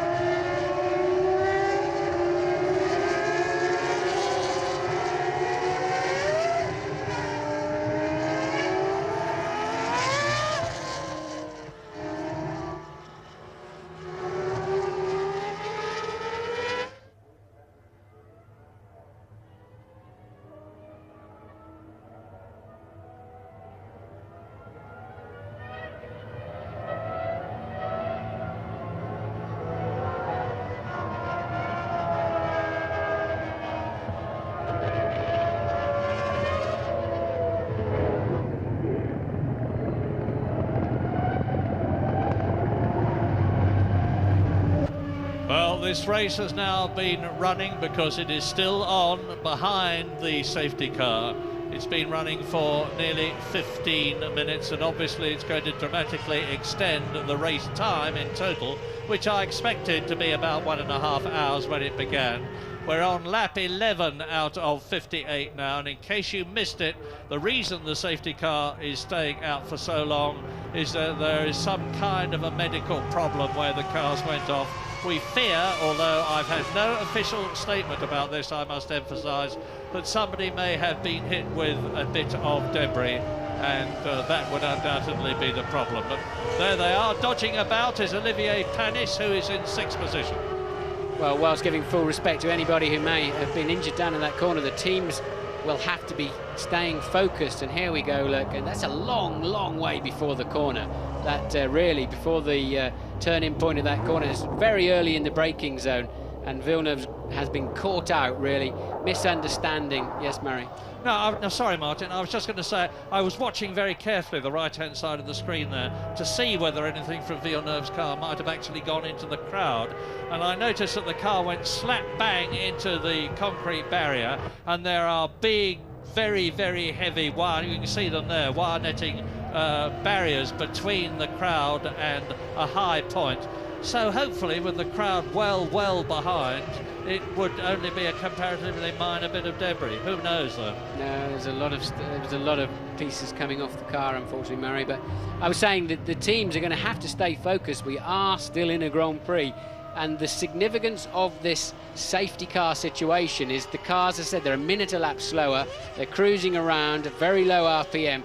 They're using a lot less fuel. And this race is critical. We think it's a one-stopper. We think they'll all run as far as they can before they come in, so that they can maximise their time on empty tanks, and the cars will be much, much faster at that point. And so the teams have to now recalculate, as every time they come past behind that Mercedes-Benz, recalculate how much further they can get in this race now than they had first anticipated. Yeah, Ralf Schumacher, so you probably heard James Allen's piece before the race began, and he very wisely pointed out that Ralf Schumacher stayed out very late last year in the Williams, lap 38, which was 2/3 of the race distance, and then he came in for new tyres and fuel, and that lifted him from 11th position to 3rd place, which is where he finished the race, behind Michael Schumacher and Rubens Barrichello, who made it a Ferrari 1-2 last year. Jacques Villeneuve, who's gone out so heavily this year, to score no points, of course, was in 4th place last year. Still no news, I'm afraid, about when the Australian Grand Prix is going to start at racing speeds, but hopefully that is a good sign as we see the ambulance drive away now. And I reckon that's a turn. That ambulance there is getting away. The road to the hospital is very, very close. Earlier shots showed you Queen's Road and St Kilda Road, which are two parallel roads here in Melbourne, which run right alongside the racetrack. You get this strange situation of looking at race cars and also everyday public touring cars just going about their business in the city. Well, now, what is the news? When is the safety car coming in? Because it looks to me as though the track is getting clear altogether of the medical appliances, the ambulance, the medical car, which leads them round. Not the sort of sight that you want to see at a Grand Prix. That's a difficult situation there, really. The safety car driver had a real problem on his hands. Does he keep the field going past the ambulance? I'm wondering where the ambulance had to move out wide. Probably the quickest way, actually, just to let the field go past. We're on round about turn 9 now, where you can see the Albert Park Lake up on top of your pictures there. And the long left-hander that they're coming towards is turn 10. You're probably going to turn off at the end of the lap. That's presumably the quickest way to wherever it needs to go. And I suppose the safety car will do a lap after this one and then come in. I say suppose because I don't really know. We're on lap 12 now, so that means that the race, if I'm right, would there we are, there's Queen's Road at the bottom of your picture. The race would effectively restart on lap 14 out of 58, so there would still be 44 racing Well, you've just got the answer on your screen with that caption. 46 laps remaining.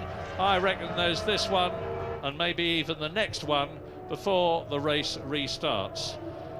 So watch those lights on the top of the safety car, because when they go out, the drivers will see it, of course, and they will know that the safety car is going to peel into the pit lane, and that when they cross the start and finish line and have received the green light from the gantry over the start, the race will be go again at racing speed. Yes, traditionally a safety car puts its lights out and does another complete lap, but in Formula One they've shortened that process up a lot, and they can bring that safety car in at any time. They can make that decision during this lap. They do not have to give the teams a full lap's notice of that, because they have the computer system, the email system on the pit wall, and they can get the information to all the team managers instantaneously, so they can make a quicker decision to get this race back underway. But clearly that ambulance has got to be completely clear of the racetrack and the pit lane before they can even consider that decision. Reminder of the retirement so far. Ralf Schumacher and Jacques Villeneuve very much out of the race as a result of that colossal collision. Tarso Marquez is out in the Minardi. Enrique Benoldi, his Brazilian countryman, is out in the Arrows. And Gaston Mazzacani, the Argentinian driver, is out in the second Prost. His teammate, Jean Alesi, is circulating in 12th position. So we are now on lap 14, 44 to go. There is Heinz-Harald Frentzen now. He's got a race to drive, because he's dropped back from that third position he was in to 14th position. Ahead of him is Kimi Raikkonen. Ahead of him is Jean Alesi. Jenson Button is in 11th position in the Benetton. And there, bringing up the rear, Eddie Irvine in the Jaguar. His teammate Luciano Berti is actually ahead of him in 15th position. Well, the safety car's getting a lot of experience. So you see the rubber crumb in the background on the corner there. That's literally rubber that's been ground off the tyres, and the cars are doing a lot of slipping and sliding about in these conditions with reduced aerodynamic downforce. The regulations have been changed this year. The front wing is 50 millimetres higher than it was last year. They're allowed less elements in the rear wing. The result is that there is less downforce and normally less grip. But the new tyres, as a result of the war between Bridgestone and Michelin, are so superior that they have more than compensated for the loss of downforce. Indeed, the fastest lap in qualifying yesterday broke the previous lap record and was no less than 4 seconds faster than Mika Häkkinen's pole position last year. End of this lap then, Murray. End of this lap. What they probably should do now is let the, and in a lot of races, the man at the front becomes the safety car, if you like, and Arrows there, that's quite a clever move in many ways. Verstappen obviously on a 2-stop this afternoon, otherwise I think that may well be pointless. But Arrows then, they're losing very little time by doing that, because he can easily catch the snake up before the race restarts. James, what can you tell us? James Allen has news.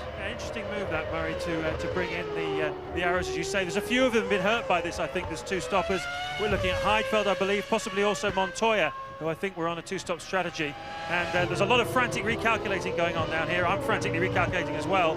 We've had about well, 7 or 8 laps now of safety car, and that's an awful lot of fuel saving. We're expecting to see cars come in the mid-30 laps sort of period. It's going to push them out towards the late 30s, early 40s, and of course it's only a 58-lap race, so it's really a lot of very clever thinking going on. The field all bunched up, the brakes have been protected, however the car has been protected. A lot more cars are going to finish because of this long safety car period, so a lot of brain work going on down here. Yes, we've had 24.5 minutes under the safety car, best part of 10 laps. So 10 laps then under the safety car, and they've probably used, I would imagine, about a quarter of the amount of fuel they would normally use. So that's what they're recalculating. But of course they have telemetry, Murray, so the teams will know to 2 decimal places exactly how much fuel their car's been using under this safety car situation. Saw a puff of smoke there from Schumi warming his brakes up. Schumacher locking a right front as he's that's a good way of trying to build up some front tyre temperature. Pump 500, 600, 700 degrees into your brake disc, and at least it dissipates a bit through the tyres. So they're accelerating hard now, braking hard, anything they can to try to recover tyre temperature and tyre pressure. Mika Häkkinen letting Michael Schumacher know he's there. Rubens Barrichello letting Mika Häkkinen know he's there. David Coulthard is fourth. I'm here, Rubens. Behind David Coulthard is Jarno Trulli, and behind Trulli is Panis. Yeah, and Häkkinen saying to Michael, get on with it. Michael locking his brakes again there. The brakes are still cold as well, of course. The safety car comes in. They can't pass until they reach the line. And Michael Schumacher is over it now, with Häkkinen second, Barrichello third, Coulthard fourth. Trulli is in fifth position in the yellow Jordan. Panis is in sixth position. We are back at racing speed. We're on lap 16 out of 58, and the Australian Grand Prix is go again. Now watch Jarno Trulli. He's got that very powerful Honda engine in the Jordan, which is handling extremely well now. He's closed up on the tail of David Coulthard's McLaren, and David Coulthard is now ahead of his grid position, well ahead of it. He's gained 2 places as a result of everything. He started 6th and he's now 4th as this long crocodile of Formula 1 800 horsepower cars makes its way round this 3.3 mile circuit. With a bunch of very cautious drivers, it'd be so easy to have a bite of the wall in these conditions. Take them, I think, a couple of laps. Obviously this year with softer tyres, they're going to recover them earlier than they would have done in the past, but it'll still take them, I think, a good 2 laps before they have the confidence to bury the car deep into the braking zone. Now, I always think a Formula 1 car looks quick, but this year they look frighteningly quick. They are quicker on the straight because of the reduced downforce. They're quicker on the corners because of the grippier tyres, and as I've just told you, the lap times have come tumbling down, and they are a visual sensation in my belief. So, Michael Schumacher crosses the line. He was 4/10 of a second ahead of Häkkinen on the previous lap. He's now 9/10 of a second ahead. He's doubled his lead. It doesn't look very much, but Michael Schumacher has got the pedal to the metal with a vengeance. This is Schumacher territory when there's unknown levels of grip. He always seems to be able to run closer to the limit earlier and longer than anybody else. Now let's see if Häkkinen can peg that back, as he did in the first start. There's a 10-second stop-and-go penalty for Jenson Button, car number 8. That could well be because of the incident on the start line where he had effectively 2 cars on the racetrack, a technical thing contrary to the regulations. So a stop-and-go for Button, who's currently in 10th place. Now, McLaren have really suffered from a reliability point of view at the last 2 Australian Grand Prix. Mika Häkkinen and David Coulthard, who incidentally are entering a record 6th year of partnership in the team, the longest that there's ever been in Formula 1. Ferrari got their vengeance last year by finishing 1st and 2nd, thanks to not only supreme speed but also reliability. And it was that paid off for them over the whole season, because the points that McLaren lost at the beginning of the season really hurt them. So they've got to try to finish in the points at all costs this year. And it's 2 McLarens, 2 Ferraris, as before, coming through to complete another lap. Now, the gap was 9/10 of a second. Michael Schumacher has just made the fastest lap of the race, and he has increased his lead from 9/10 of a second to 1.2 seconds. Well, unsurprisingly, it's just like qualifying. Häkkinen pegged Schumacher in the first 2 sectors, couldn't touch him in that last sector. Michael has really got a nice groove and commitment through that last few turns of the racetrack, and Mika then just about hanging on. Mika and Arja Häkkinen have had a baby over the winter, and a lot of people have been suggesting that it might slow Häkkinen down. I reminded them that Michael Schumacher has 2 children. It's never slowed him down, and it doesn't seem to be slowing Mika at all either.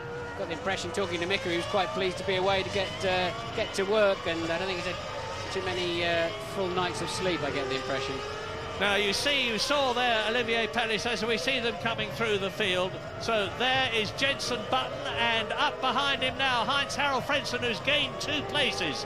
Frentzen has got ahead of Alesi, he's got ahead of Berti, Luciano Berti, and John Alesi is in 14th position. Hakkinen second. Well, after the stunning times we've seen from that Prost over the winter, the Prost Ferrari really thought they'd be in better shape here, especially John Alesi. Haven't seen any kind of pace from that Prost at all, and that's surprising. He set a new lap record at one of the circuits, Barcelona I think it was, but Alesi struggling. Button still down there in 11th. When you're given a 10-second stop-and-go penalty, you've got 3 laps. You must come in before 3 full laps are up to take that penalty. Doesn't look like it on the screen, but Mika Hakkinen is still dropping back a bit. The lead of Michael Schumacher has increased to 1.3 seconds. At the other end of the field, in 17th place as you watch, Hakkinen second and Barrichello in 3rd position. I can tell you that Louise Goodman is with Ralf Schumacher. Ralph, very dramatic accident. I guess you saw most of it in your rearview mirrors. Yeah, well, I mean, at the end of the day, you know, I just saw Jack coming up behind me, then fell and crashing into me. That was all. I mean, I just saw him flying away. Hope for myself that he didn't crash into something, and climbed out of the car, looked after Jack. The only sad thing is that the marshals returned again.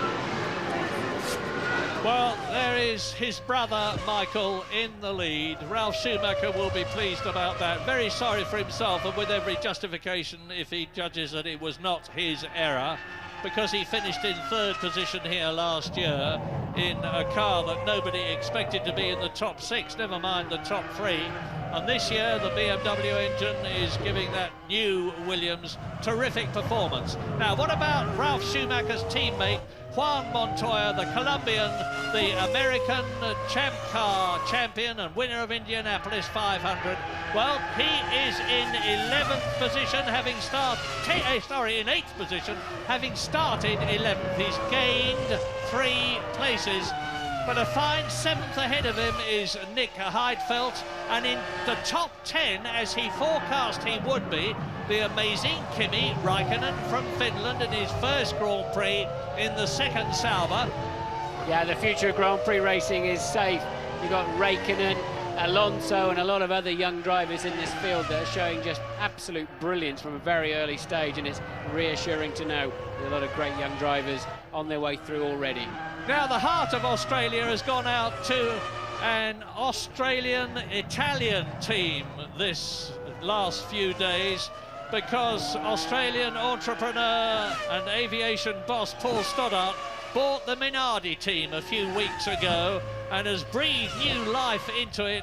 His people at Ledbury in Gloucestershire and now Faenza in Italy have been working together with his airline, shuttling people backwards and forwards.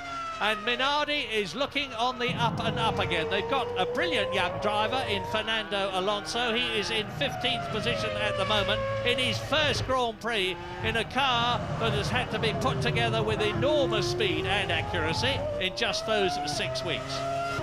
Well, the Australian Grand Prix has always been, over the course of time, pretty kind to the Brits, but it's not happening today. Coulthard in a slightly trailing 4th. Michael Schumacher now a 1 minute 29.6, so finding a lot of grip at the front of the field and confidence now. And right down at the back end of the field is Jenson Button in 17th, Eddie Irvine in 14th, so the Brits not cutting the mustard today. Well, we might have been expecting 1 stop, so round about lap 30 originally. We know they're going to be a lot later. Martin and I have been working away up here. I know James Allen is working away down there at forecasting when they're going to come in. Let us know when you're ready, James. But as I say, a late stop would be round about lap 38. We're on lap 20 at the present moment, with therefore 38 laps to go. Michael Schumacher is continuing to increase his pace. He's just gone faster than ever in the first sector as we look at Nick Heidfeld being pursued by Montoya. So Heidfeld in the Sauber Ferrari, in now we're with Montoya. Martin, talk us through it. Talking through it, he's hanging on for grim death. I'm wincing here watching Montoya trying to get to grips with that car on the way out of 10 and 11. You've got to look for a tiny little piece of curb. There it is, look. And it's so difficult to see at 150 miles now. There's a real yahoo on the exit. A lot of people had some 360s coming out of there. Spot of water on Montoya's camera there. probably coming off of the back of Heidfeld's car. We don't see any signs of rain outside, and now back on board with Michael Schumacher. And wow, we're moving around the place today. Jenson Button is recovering. Unfortunately, he's down there in last place. Lap 22, Michael Schumacher leads Mika Häkkinen by 2.4, an ever-increasing gap. Rubens Barrichello is 2.8 seconds behind Häkkinen, and David Coulthard fourth is 2.3 seconds behind Barrichello. Jarno Trulli, fifth position, nearly 5 seconds behind Coulthard. Olivier Panis completes the top, points scoring sixth, 1.3 seconds behind Trulli. 14 seconds covers the first six. Nick Heidfeld will find seventh. Montoya, as you've just seen, is eighth. Fisichella is ninth. Kimi Räikkönen is 10th, and Frentzen is now up to 11th. Luciano Berti is 12th ahead of Alesi. Eddie Irvine is 14th, and Fernando Alonso in the Minardi still running. 16th is Jos Verstappen, and Jenson Button has dropped right to the rear of the field in the Benetton. Now you can see visually as they go past the powerhouse, approaching turn 13, the gap between Schumacher and Häkkinen, and we will be back soon.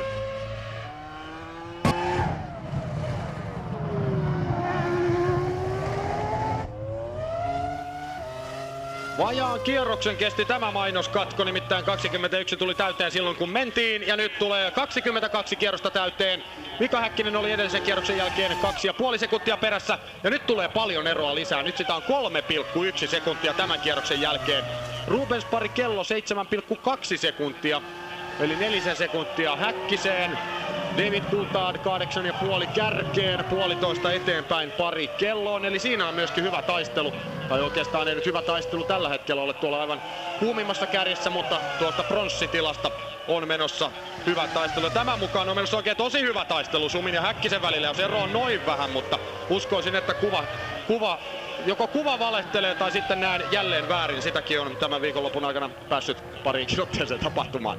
Antti Haajanen varikkoalueella, onko kärkitallien osalta minkäänlaista vipinää varikkopysähdysten muodossa? No ei vaikuttaisi ainakaan siltä, ainakin tällä hetkellä on hyvin rauhallisen oloista. Yksi McLarenin mies tuossa tuon pitlanein poikki talsi, mutta ainakin vielä ollaan rauhallisia. Tietysti kaikki ovat asemissa, että salama nopeasti ja siitä sitten tietysti singahdetaan tosi toimiin. Se on tietysti hyvä, että minkälaisia teknisiä ongelmia esimerkiksi McLarenilla ei ole ollut. Muun muassa Ron Dennis vielä tuon warm-upin jälkeen vakuutteli tallin autojen olevan erittäin luotettavia. Siellä tosin aamulla muuten epäiltiin tuon warm-upin nopeamman miehen eli David Coulthardin auton moottorissa öljyvuotoa, mutta se oli ilmeisesti sitten turha epäily ja näin. Kaikki vaikuttaa McLarenin ja Mika Häkkisen kannalta hyvältä. Aika paljon oli todellakin puhetta ennen kauden alkua näistä teknisistä ongelmista kahden kärkikuljettajan, ei kärkikuljettajan vaan kärkitiimin välillä.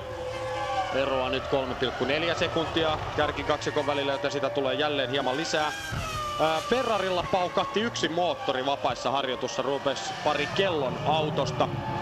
Millä tavalla, Antti, onko mitään tietoa, millä tavalla tämä on niin kuin tiimin henkilökuntaan ja päällystöön vaikuttanut, että ennen kauden alkua oli tekniikkaongelmia ja nyt täällä on mennyt suhteellisen hyvin, paitsi Ferrarilla nyt se yksi kone. No, silloin kun hyvin menee, niin tyytyväisiä sitä tietysti ollaan. Tätä minä Lap 24 out of 58, no change except that Michael Schumacher is easing away from Mika Häkkinen. The gap is now 3.4 seconds. Rubens Barrichello, that we are looking at now in third position, is nearly 5 seconds behind Mika Häkkinen, but still ahead of David Coulthard, who doesn't seem to be able to do anything about the Brazilian in front of him. And as we expected, the battle for the 5th and 6th remaining points scoring positions with the removal of Ralf Schumacher in the Williams BMW are between a Jordan driver and a BAR driver. They're both powered by the Works Honda engine, and in 5th place at the moment it's Jarno Trulli. But Trulli's last lap was in 1 minute 31.1 seconds. Michael Schumacher's last lap was 1:29.3. He's just completed the fastest lap of the race. He is really on it, is Michael. He is inexorably increasing his lead lap by lap. It's 4.3 seconds now. Olivier Panis with his teammate Jacques Villeneuve out of the race. Looks as though he's likely to be the only BAR point-scoring driver here, provided he finishes the race, and we've still got 34 laps to go. He is in 6th position, and Nick Heidfeld is lapping in the Sauber, 2 seconds behind Panis at almost exactly the same time and speed. The times between the cars from 5th position down to 8th position are very, very close indeed. 1:31.1, truly. And there's Räikkönen, Räikkönen passing Fisichella for 9th place. A nice, clean move, and Frentzen lining himself up. Remember, Frentzen recovering from a spin in turn 9 that he was very much helped into early in the race by... obviously some kind of problem then for Fisichella, because that's not a normal overtaking place. I was getting ready to wince there again, but Frentzen then recovering from that spin. In this corner he's coming into now when Barrichello pushed him off early in the race. I don't know, Martin, but I suspect the problem is that Fisichella, like Button, is dramatically down on power. Well, he sounds like he's got a couple of cylinders missing there, actually, engine 6, so he'll be in the pit soon. This being the first Grand Prix for the new Renault engine. James Allen, what's the news? Well, Murray, you really need a computer to work this one out rather than a pen and paper, which is what I've got down here. But I reckon they've saved around 32 kilos of fuel due to that safety car period. And that's about 10 laps worth of fuel. So that means that the one-stoppers, who I expected to see around about lap 35, they can run as long as 45 if they want to. But bear in mind, they'll be on a set of tyres which, although they've been driven very softly for 10 laps, they have nevertheless done 45 laps. I reckon most of them were starting with about 109 kilos and will be coming in for a splash and dash, literally. It's going to be a sprint to the finish, and in an ideal world for Ferrari, I think they would love to come in the same lap as Häkkinen. Häkkinen may have other ideas on that, though. Yeah, I think they were under the safety car probably a full 11 laps in the engine. I'd be surprised if they saved 10 laps worth of fuel. Only a simple car dealer, but that seems a little bit too many to me. But nonetheless, they're going to be well into the lap 40s, those that are one-stopping, as you rightly say. Right, well, we'll see. We're on lap 25 at the present moment, and the one thing I'm absolutely sure of is that if Michael Schumacher he keeps going the way he is going, and the Ferrari proves to be reliable, he's going to be winning this Australian Grand Prix for the 2nd year in succession. And out goes Mika Häkkinen from 2nd position. Now, I'm just trying to spot where that is. He's obviously gone heavily into the tyre wall. He's obviously perfectly all right from the way he's walking away. But this is another bad Australian Grand Prix for the McLaren team. It's not reliability this time. It's either a driver problem, just overdoing it, or a car problem. Well, we'll find out later on. But now, David Coulthard is up into 3rd place. Here it is. Oh, he's arrived at the corner backwards, obviously, and gone in. I would imagine those tyres, no wonder he was looking a bit sore as he was wandering away. Those tyres would have come into the cockpit, so Häkkinen completely out of shape, and I hope they're not going to bring that digger on the track while the cars are coming in there flat out. It'll be covered under double yellows, and I wonder if they need to have the safety car for that one. But they double yellows means workers on the track slow down. It's the responsibility of the driver to slow down when he's got double waved yellows, and they should be doing that. The stewards will be watching closely the sector times, and remember, they've got loops every couple of 100 metres. Häkkinen quite a long way off the road there, but quite clearly there's a bit of rear wing hanging around there, but I wonder where the rest of it is. So I wonder if Häkkinen arrived into that corner. Quite clearly didn't lose it in the corner, not a driving error. He was well out of corner. He arrived in the corner backwards, so just a guess, he may have been minus a bit of rear downforce when he arrived. Well, Michael Schumacher's lead now over his teammate. We've got a reproduction of the year 2000, because there is Rubens Barrichello with David Coulthard almost breathing down his exhaust pipe. 1 second behind the Ferrari, but Rubens Barrichello is 10.5 seconds behind Michael Schumacher. Ferrari leads, Ferrari second, McLaren third. Up to 4th place comes Jarno Trulli. Up to 5th place comes Olivier Panis. Up to 6th position comes Nick Heidfeld.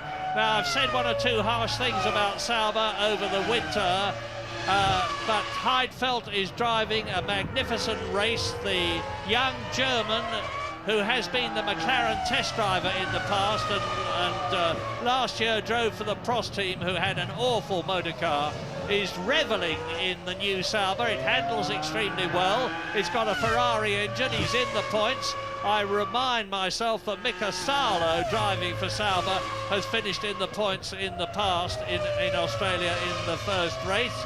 And traditionally in the past, Sauber have started well, failed to develop the car enough, and have tailed off in the later races of the season. Let's hope that doesn't happen this year, because the car is looking good.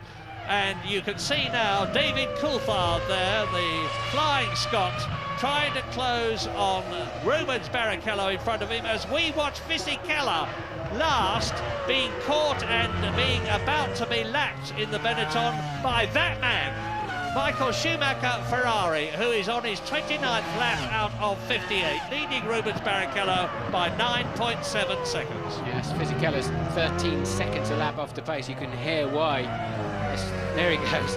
Obviously Benetton desperately trying to get as many laps under their belt as they can, see if they can learn something else before the engine lets go. Can't see a lot of point myself when you're 13 seconds off the pace, and if it does lunch itself, it's going to spill an awful lot of bits and oil on the racetrack. Michael Schumacher goes flying past Giancarlo Fisichella, who got a tongue lashing from Flavio Briatore, the Benetton team boss, last year. The implication being that Briatore thought that Fisichella wasn't trying hard enough. And this year he's got young Jenson Button against him in the team. Button down at the bottom of it, 15th position. Curiously, Michael Schumacher, having been setting a lot of 1 minute 29, low 29s, slipped back into the late 1 minute 30s. He's now only the 4th fastest man on the track. That was last time around, so that doesn't include this lap, where he was having to pass Fisichella. Fisichella getting out of the way pretty quickly anyway. Let's see what it's like this time. There's all sorts of engine noises coming in, and what's he waving about? And does his engine sound a little bit rough? I keep wondering if I'm hearing. He's going wide, isn't he? Oh, he just hooked it up. He was waving his hand above his helmet, almost into the air intake above his head to the engine. Yeah, I suspect you could be right, Martin. Well, that was a 1:30.0 that lap, so I'm wondering if he's got a radio communication problem or something. Normally, that... Well, Barrichello has got the gap down. He's lapped it. It's only a couple of tenths of a second faster than Michael Schumacher, but he's done it. We're on lap 30 now. 28 laps to go for the first Grand Prix of 2001 here at Melbourne, Australia. The weather conditions haven't... We were expecting the sun to come burning through. It has failed to do so. The track temperature remains the same. David Coulthard still on the tail of Rubens Barrichello, but with enough car distance between the two of them not to be able to make a challenge. As Barrichello flies round the outside of Fisichella, David Coulthard is held up momentarily, but gets through on the inside, waves his hand at Fisichella. Whether that was in acknowledgement or irritation, I don't know. Irritation, he held him up quite badly, so he was hooking up nicely there with Barrichello, and Fisichella electing to park in the middle of that tricky chicane. But anyway, he had to be somewhere, he can't just evaporate, and Coulthard letting him know he wasn't impressed. But meanwhile, Barrichello, as you said, 9.4 seconds. Now Michael's back down in the low 29s again, so suddenly he's found his original pace back. James, what do you think? Well, the lap where he backed off, it was because as he came across the start-finish line, Ross Brawn, the team's technical director, had come off onto the side of the pit wall to take a close look at the car, and Michael came near to him so that Ross could take a good look. And it seems that they're happy, and they've told Michael to get back on the gas again. It might have been something to do happy with the tyres or a piece of aerodynamic work, but anyway, Ross is happy, Michael's back on it. And I can look down into the pit lane and see a despondent Mika Häkkinen walking in. We're on lap 31 now. Michael Schumacher 9.7 seconds ahead of Rubens Barrichello. Now there is Mika Häkkinen. Now who is doing particularly well in the places behind Michael Schumacher?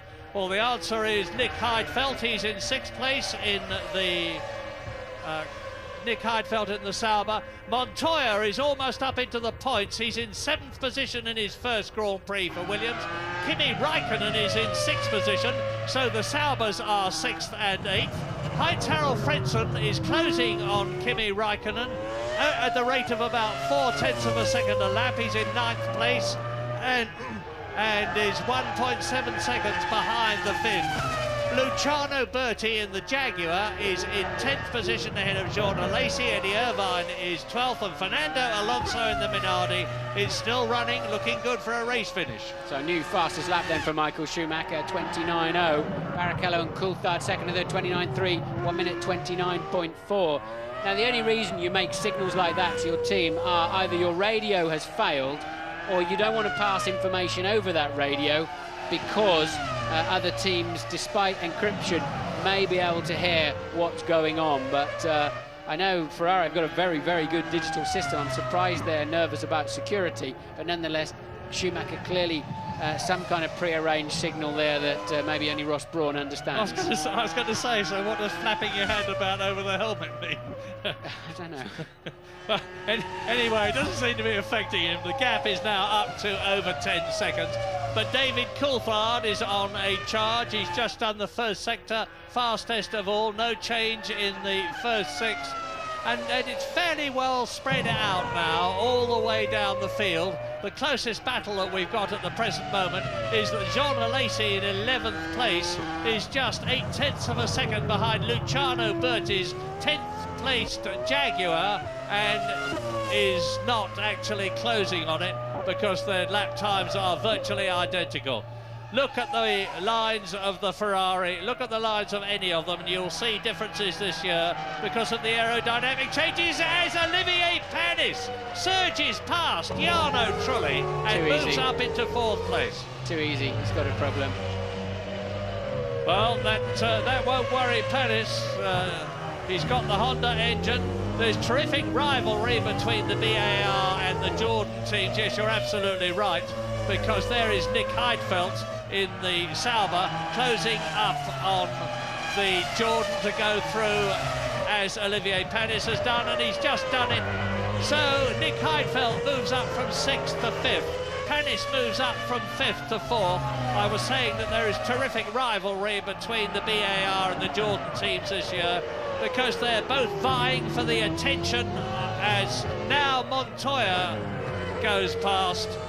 So the Jordan is now out of the points altogether, and Heinz-Harald Frentzen in the other one is in 9th position, lapping, well, he's lapping faster than anybody else apart from the first 3 people. So Frentzen is going to start closing up through the field. He's closing up on Kimi Räikkönen now as we ride with Juan Montoya from Colombia in the BMW Williams. Listen to that engine. We're talking about over 18,000 RPM in qualifying, well over 17,000 in the race. Looks down a couple of gears through 12, and the Montoya now just 1 place away from the World Championship points on his first ever Grand Prix, and a good solid drive from him. He's fighting the back end of that car on quite a lot of corners of the lap. 3:14 then. And this is a frustrating little corner. It always seems slower than it really needs to be, but you can't attack it until the exit. And that's Coulthard taking Barrichello. So Coulthard up into 2nd place. Just got to keep a tight line through 4, and that is a clear pass then, it would seem, from Coulthard to take that 2nd place. He was about a 10th or 2 quicker on the previous lap. Maybe Barrichello had a small mistake somewhere. Hopefully we'll be able to see that. But Coulthard then easing away in 2nd place. Well, people have said in the past that David Coulthard is too nice to be aggressive. Yes, he is nice, but he's not too nice to be aggressive. He showed that in the French Grand Prix last year, which he... Now, here's a replay. That's a good one. Round the outside. That's round the outside into 3, of course, and then giving him a squeeze. He does like to beat up on a Ferrari when he gets half a chance, doesn't he, David Coulthard? And that was a sweet pass. And look at the gap he's pulled out already. I was saying he showed in the French Grand Prix last year when he won brilliantly by catching and passing Michael Schumacher.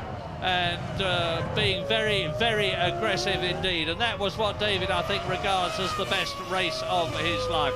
He was very, very happy with that one, and rightly so. And he can be very happy with that passing move now, and the fact that he's pulling away from Rubens Barrichello.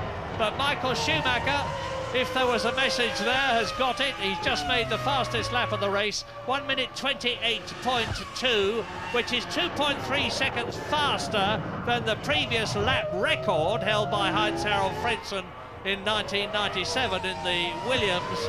So that's another indication of the fact that the new tyres are making an enormous difference to performance here, and will make an enormous difference everywhere else this year.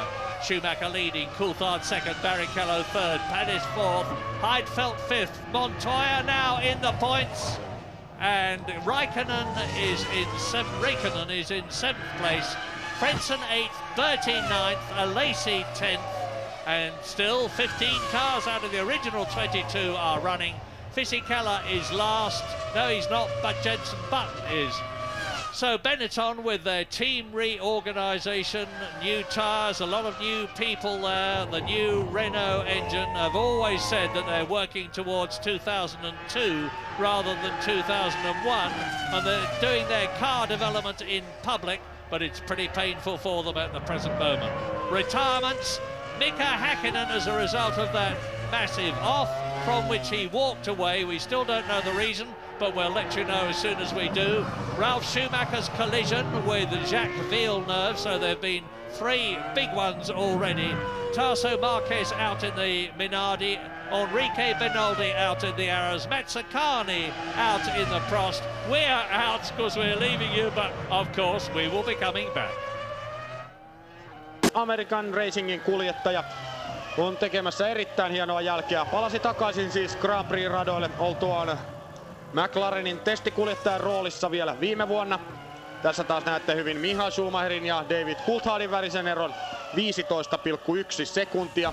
Ja nyt tietysti mielenkiinnolla katsomme näitä kierrosaikoja. Mikä on tilanne näiden kahden kuljettajan välillä? Saavuttaako Coulthard Schumia nyt sen jälkeen, kun hän pääsi tuosta Sumin tiimikaverista pari kellosta ohitse edellisellä kierroksella? 20 Coulthard nipistää tuosta Sumin erosta, mutta koska sitä on yli 15 sekuntia, niin tarvitsee aika monta 20 kierrosta ajaa ennen kuin ollaan tuossa vaihdelaatikossa kiinni. Ja nykyisin Formula 1:ssä, kun tuo ohittaminenkaan ei ihan tapahdu sormia napsauttamalla. 36 kierrosta tulee täyteen, eli melkoisen paljon ollaan jo menty. Muistetaan, että 58 kierroksen kilpailustahan on kysymys, joten näitä varikkopysähdyksiä odotetaan hetkellä millä hyvänsä. Siinä on Jyrki aika turvallinen tilanne nyt Michael Schumacherilla. 15 sekunnin kaula, nyt se on 15,6 sekuntia, eli Schumi korjasi heti tuota tilannetta, otti 50 noin pyöreästi ja puoli sekuntia eroa lisää. Se on varmasti nyt tiimiltä vähän helpompi taktikoida tuo Sumin pysähdys, kun ero toisena olevaan noinkin paljon. Kyllähän se aika helppo on, että 15 sekunnin kaulalla, niin tuossa voi jo pikkuhiljaa vähän katsoa. Mä en tiedä, mitä se Schumacher oikein viestitte tuossa aikaisemmassa vaiheessa, että onko niillä jotain ongelmia tai mitä on sitten käymässä tuossa, että onko renkaat antamassa vähän periksi tai niin poispäin, mutta 15 sekkaa on kuitenkin aika paljon ja siinä pystyy jo vähän niin kuin varmistelemaan ja katsoo ja tutkii ja miettii, että mitä tehdään sitten niin loppukisaa varten. Pystyy vähän varikollekin puhua helpommin, että taktikoimaan ja käymään läpi kisan loppuvaiheita sitten. Kimi Räikkönen ensimmäinen varikkopysähdys. Formula 1 uralla parasta aikaa käynnissä ja nyt se on ohi. Kuvaruudun ulkopuolelta tämä kerrottakoon. Kimi putoaa luonnollisesti tällä tuloslistalla, putoaa tuonne 9. paikalle ja taitaa pudota 10. kyllä. Fisikellakin ehtii siitä vielä. No Fisikella on jäänyt kierroksella, eli ei putoa sen kauemmaksi, eli Kimi Räikkönen tällä hetkellä 9. Back in Melbourne, Michael Schumacher touring into the pit lane for his tyre stop. He was leading David Coulthard by 15.6 seconds. It's James. Yeah, Schumacher comes in for his one and only stop here today. And I'm talking to the Ferrari mechanics. They've done all-nighters Friday and Saturday night. They're absolutely exhausted. They were expected to be asleep today, but it's but such a gripping race as Schumacher exits the pits after 10.7 seconds stationary time. Super pit stop by them. They obviously are not asleep today. So David Coulthard now leads the Australian Grand Prix with Rubens Barrichello in second position, as Michael Schumacher goes out in third position, goes out of the pit lane, I mean, and gets up to speed on his new tyres, on which he will remain unless he has a problem for the remainder of this race. He's on lap 38, 20 laps to go. Yes, Michael obviously didn't start this race chock-a-block full of fuel. He's come in, you know, the first man in really for the fuel, and that is Heidfeld in for his stop. He was down there in 6th place as he came in, so Heidfeld then a good clean stop for him too. 10 seconds exactly, slightly quicker than Ferrari, but of course, as we know, just 21 laps to go. Now for sure they can go to the end of the race. Yeah, lots of them coming in now. Heidfeld in, Frentzen of course has been in, but there we look at the Sauber. And behind it, the Jaguar. So that is Nick Heidfeld in 6th position, Eddie Irvine in 7th position. Now, if Coulthard wants to win this race, he's somehow got to sprint this next however many laps of fuel he's got on board. I'd guess it must be another 6 or 7. We would have thought, depends how much they were using behind that safety car, and only the telemetry can tell you that, but Coulthard's got a window here where if he can sprint while the Ferrari has a bit more fuel in it, he may just close down what was a 15.4 second gap before Michael stopped. I mean, it's a bit of a tough challenge, that one. I don't see him taking 15 seconds out of Michael, but he should be able to close him down a little bit. I would say that even David Coulthard, for whom I have consummate admiration and respect, would have a job to do that. And there's Rubens Barrichello trying to keep David Coulthard honest. Rubens Barrichello, who is in 2nd place, which is where he finished last year. If Hakkinen went off with a rear wing failure, if he did, and I don't know, it was just my surmise, we caught only the end of his accident, but certainly the McLaren team would be very nervous if it was any kind of mechanical failure, actually, to be sure that it can't happen to David Coulthard's car. That's a tough decision, a tough call for a team. I'm not saying McLaren are necessarily exactly in that position, but if he went off with mechanical failure, which is very much possible, then clearly they have to be absolutely comfortable that can't happen to the other car. Yeah, it reminds me of the situation in 1986 in Australia at Adelaide, when Nigel Mansell had that colossal tyre failure. More about that later, Louise. Well, I'm here with Adrian Newey, so we'll see what we can find out from the man himself. Adrian, some suggestion that something happened to the car with Mika's accident. What can you tell us? At the moment, we don't know what happened. It's certain that something happened. Spoken to Mika. We had some sort of either suspension or brake problem, which caused the accident. That's all that we can say at the moment. Mika's had there's some marks on his helmet, so he's very slightly concussed. Is there a chance that this could happen to David as well, or is it impossible to say? It's obviously a concern, and we're reviewing it at the moment, so like I said. Thanks, Adrian.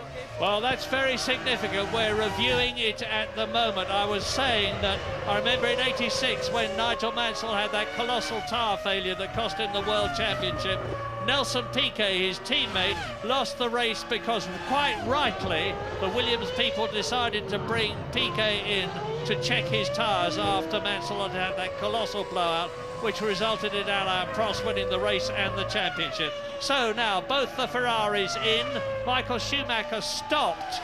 He was stationary for 10.7 seconds, plus, of course, the slowdown time coming into the pit lane and the speed-up time getting back onto the track. Rubens Barrichello was half a second quicker, 10.2 seconds. Can't help but feeling, you know, that safety car period really played into the hands of Ferrari. It's almost certain then that McLaren had more fuel on board than Ferrari, so Ferrari may even well have been two-stopping, so that's played beautifully into Ferrari's hands. They were able to just stretch out that first stop and turn it into a one-stopper, but right now Coulthard buried his fastest lap of the race, a 1:28.8. Which is 0.6 of a second slower than the fastest lap of the race put up by Michael Schumacher, and gives you an idea of the comparative performance of the cars. But still 1.1 seconds faster, Murray, than Michael's going at the moment. Remember, his car's a little bit fatter now that he's been in for some fuel. Yeah, and the gap is 18 seconds with 18 laps to go. And David Coulthard, of course, has got to make his tyre stop as Olivier Panis comes in the BAR Honda from 5th position. He should get back out onto the track before Nick Heidfeld comes through, because the German Heidfeld in 6th place was 30 seconds behind Panis when the Frenchman came in. There is Heidfeld in the background as Panis rejoins. He has not lost his place. He's still in 5th position, and it's going to be a wonderful reward for the very, very popular and charming Frenchman Olivier Panis, 34 years old, one of the older drivers in this race, if he can score points on his return to Formula One. After having been McLaren's test driver and their 3rd driver, I emphasise that, because he would have taken the place of Hakkinen, as into the pit lane comes David Coulthard now. James. Yeah, I've just think that Montoya's blown up as well, I've just been noticing, but David Coulthard comes in now. He's 18.1 seconds ahead of Michael Schumacher. He needs 33 to get out ahead. He won't do that. Michael will be in the lead, but the significant thing is Barrichello. He was only 36 seconds ahead.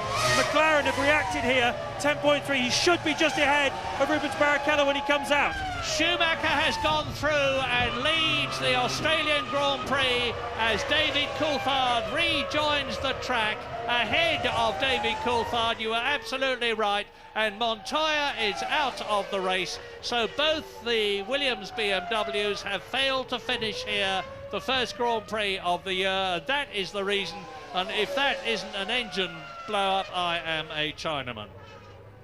And look at his front left tyre, by the way, while it's blowing, absolutely bald as a coot. So those Michelin's down to virtually no grooves. We're expecting a bit of a fracas sometime through the season over these grooved slicks, and Montoya wandering away. So Schumacher leads then from Coulthard, Barrichello, Panis, Heidfeld in 5th, and then Frentzen, after Montoya's demise, will be coming through into the final point-scoring position at the moment. I noticed that Montoya couldn't or wouldn't remove his car from the track. He's left it on the tarmac. That may argue that it's locked up, in which case it's going to be very difficult for the marshals to remove it.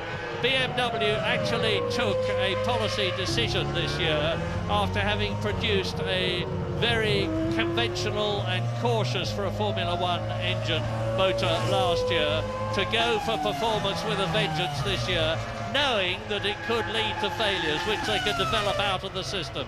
Well, it has led to a failure. Both cars out, one of them with presumably an engine failure, the other with the collision. You're watching Michael Schumacher, world champion of 1994, world champion of 1995, a brilliant world champion of 2000, after pledging his future in 1996 to bring Ferrari back to the front, which he brilliantly now has done, leading the Australian Grand Prix on lap 43 out of 58, looking good for a second successive victory and his 5th in a row if he can just keep going. He's 10.5 seconds ahead of David Coulthard. He's closing up on Jenson Button, 15th position in the Benetton Renault, and Rubens Barrichello is now 10 seconds behind David Coulthard. So all the runners now have made either 1 or 2 stops. Most of them 1 for more fuel and tyres, some of them 2 for other reasons. Jenson Button has been in twice, Verstappen has been in twice, he's running in 11th place incidentally, and Fernando Alonso has now retired from the Australian Grand Prix, but he and the Minardi team did a brilliant job to get into it in the first place. Sure, doesn't that out mean that he's just left the pits, Murray, rather than out of the race? Yeah, I think on reflection, Martin, you're right. I'm sorry, I'm looking at a computer screen as I talk to you. I sincerely hope you are right. We'll know in just a few seconds. But anyway, there is Schumacher on his 44th lap. There is Coulthard on his 44th lap. David's had an extremely good career in Australia because he won in 97.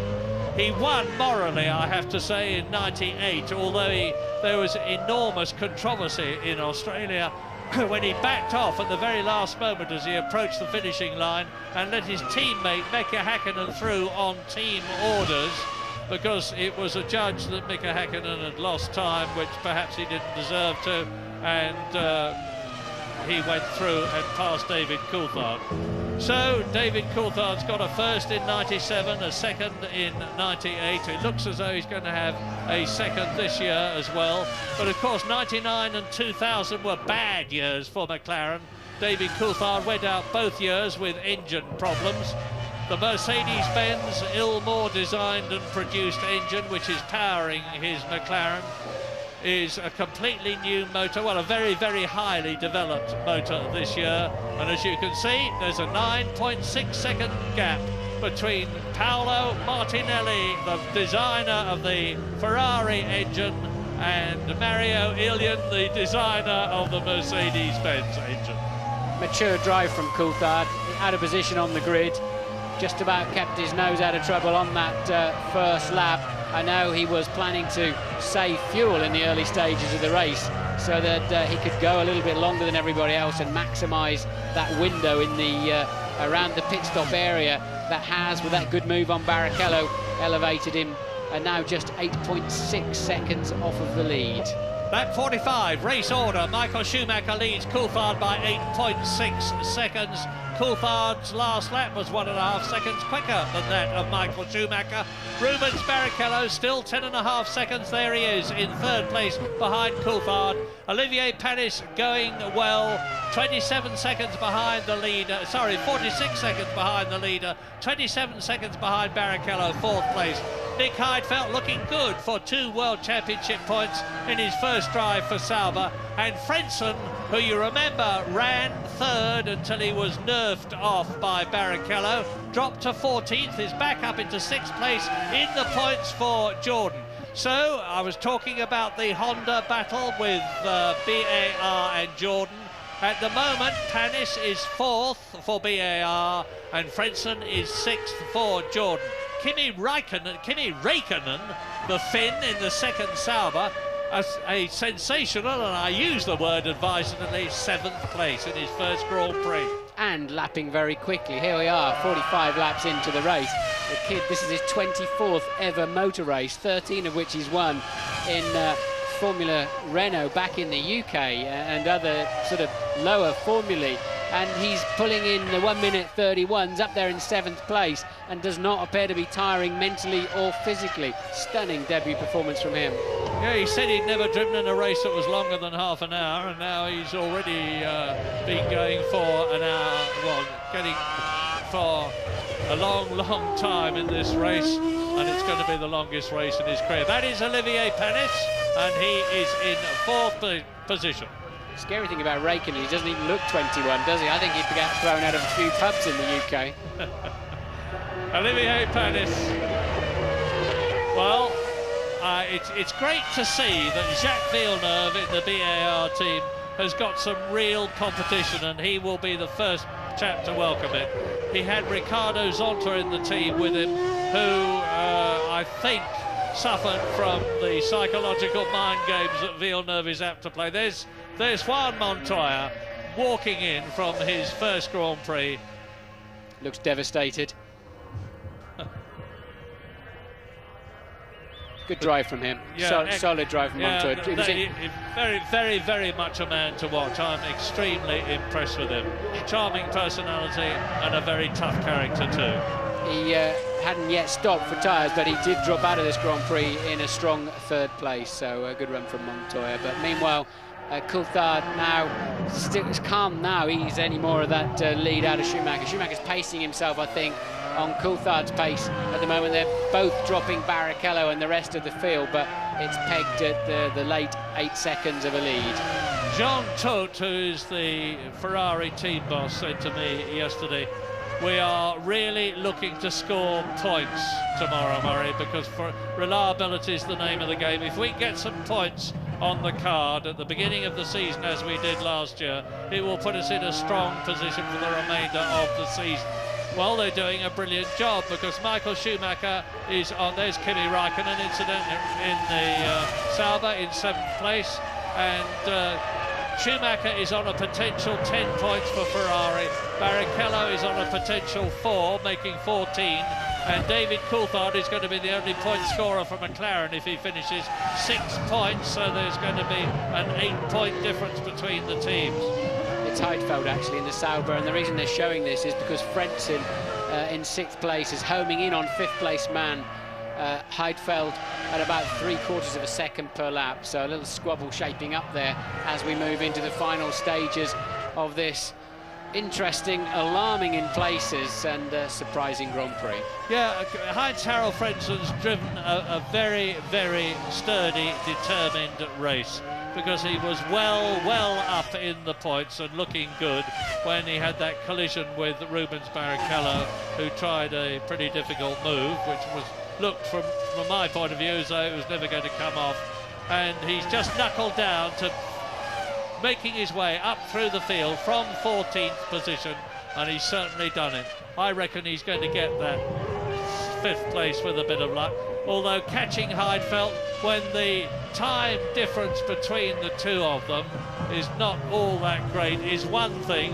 and as I've said many times in the past, getting past is quite another, because Heidfeld who is an experienced driver after all. He was the Formula 3000 champion, and he's been the McLaren test driver for a long time before driving for Prost last year. He got a lot of experience with Prost, very hard-won experience, but he's a good Grand Prix driver, and he knows that he can make his car wide without being illegal by just adjusting his line on the corners to make it very difficult for Frentzen to get past when he catches it. Yes, it's a tough track to pass on despite the long straights and chicanes at the end. The corners are very fast at the end of most of these straights, but Frentzen, just looking at the computer while you were saying that, Murray, got about 3 km/h advantage through all the speed traps, so with a good old toe as well in the slipstream, he might just be able to edge up alongside Heidfeld, and that's once he catches him, of course, and that gap down now, still 3/4 second on the last lap. Yeah, there's Schumacher, and Heidfeld has got last year's Ferrari engine in the Sauber. It's a customer deal. It cost him about £14 million a year, and it's obvious that this year's Honda engine is marginally better. Now, lap 49, Michael Schumacher leads David Coulthard, Rubens Barrichello is 3rd, and Olivier Panis is 4th. Nick Heidfeld is 5th, Heinz-Harald Frentzen is in 6th position, followed by Kimi Räikkönen. Eddie Irvine is 8th, Luciano Berti in the other Jaguar is 9th, and Jean Alesi in the Prost is 10th position as we leave Melbourne for a break. Ei enää sinä vuonna ollut käytössä, mutta käsittääkseni olet kuitenkin ajanut Formula 1 sekä sutimisen estolla ja ilman, muistatko oikein? Kyllä, viimeinen vuosi oli vuonna 1993 silloin kun mä ajoin Sauberilla, että silloin oli sutimisen estot vielä täydissä voimissa ja tietenkin ne oli aikamoisia siihen aikaan, että meillä oli monia eri ohjelmia ja me pystyttiin ohjelmasta säätämään sitten sutimisen estoa hitaille mutkille ja nopeille mutkille eri lailla ja tietenkin niin kyllähän se on ihan erilaista ajamista, koska sä pystyt menemään mutkaa sisään, sä oot kääntänyt auton sisään sinne, niin sen jälkeen sä polkasit kaasun pohjaan ja sutimisen esto hoitaa sen sillä lailla, ettei se perä lähde irti ja sä saat sen maksimipidon koko mutkan läpi, että kyllähän se niinku, mun mielestä se vie ajamisesta pois ja siitä kuskin ajotaidosta aika paljon pois.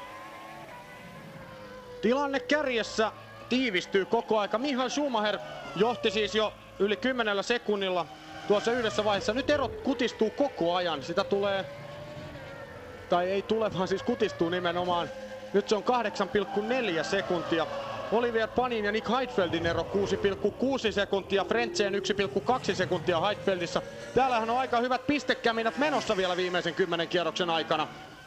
Coulthard ottaa sekunnin per kierros Sumia kiinni. Nyt se on tasan 8 sekuntia tuo ero. Luuletko, Jyrki, että Sumi vaan varmistelee vai onko kysymys jostain mahdollisesti teknisestä ongelmasta? Mahdotonta sitä tietysti on arvailla, mutta heitä nyt joku arvio. No se on vaikea sanoa, mutta tietenkin ne käsimerkit, mitä Sumi tuossa aikaisemmin näytti, niin ehkä sillä oli jotain tarkoitusta ja ehkä niillä on jonkinmoinen pieni ongelma. Et tietenkin Sumi varmaan tässä vaiheessa, eihän tuossa enää montaa kierrosta maaliin, niin vähän yrittää varmistella ja säästää autoakin ja ehkä antaa Coulthardin tulla ihan vaan lähemmäs, mutta sitten kuitenkin kontrolloi kisaa ja katsoo, että missä mennään koko ajan. Että ei sitä tarvitse täysin koko aikaa ajaa sokerissa. Näin on.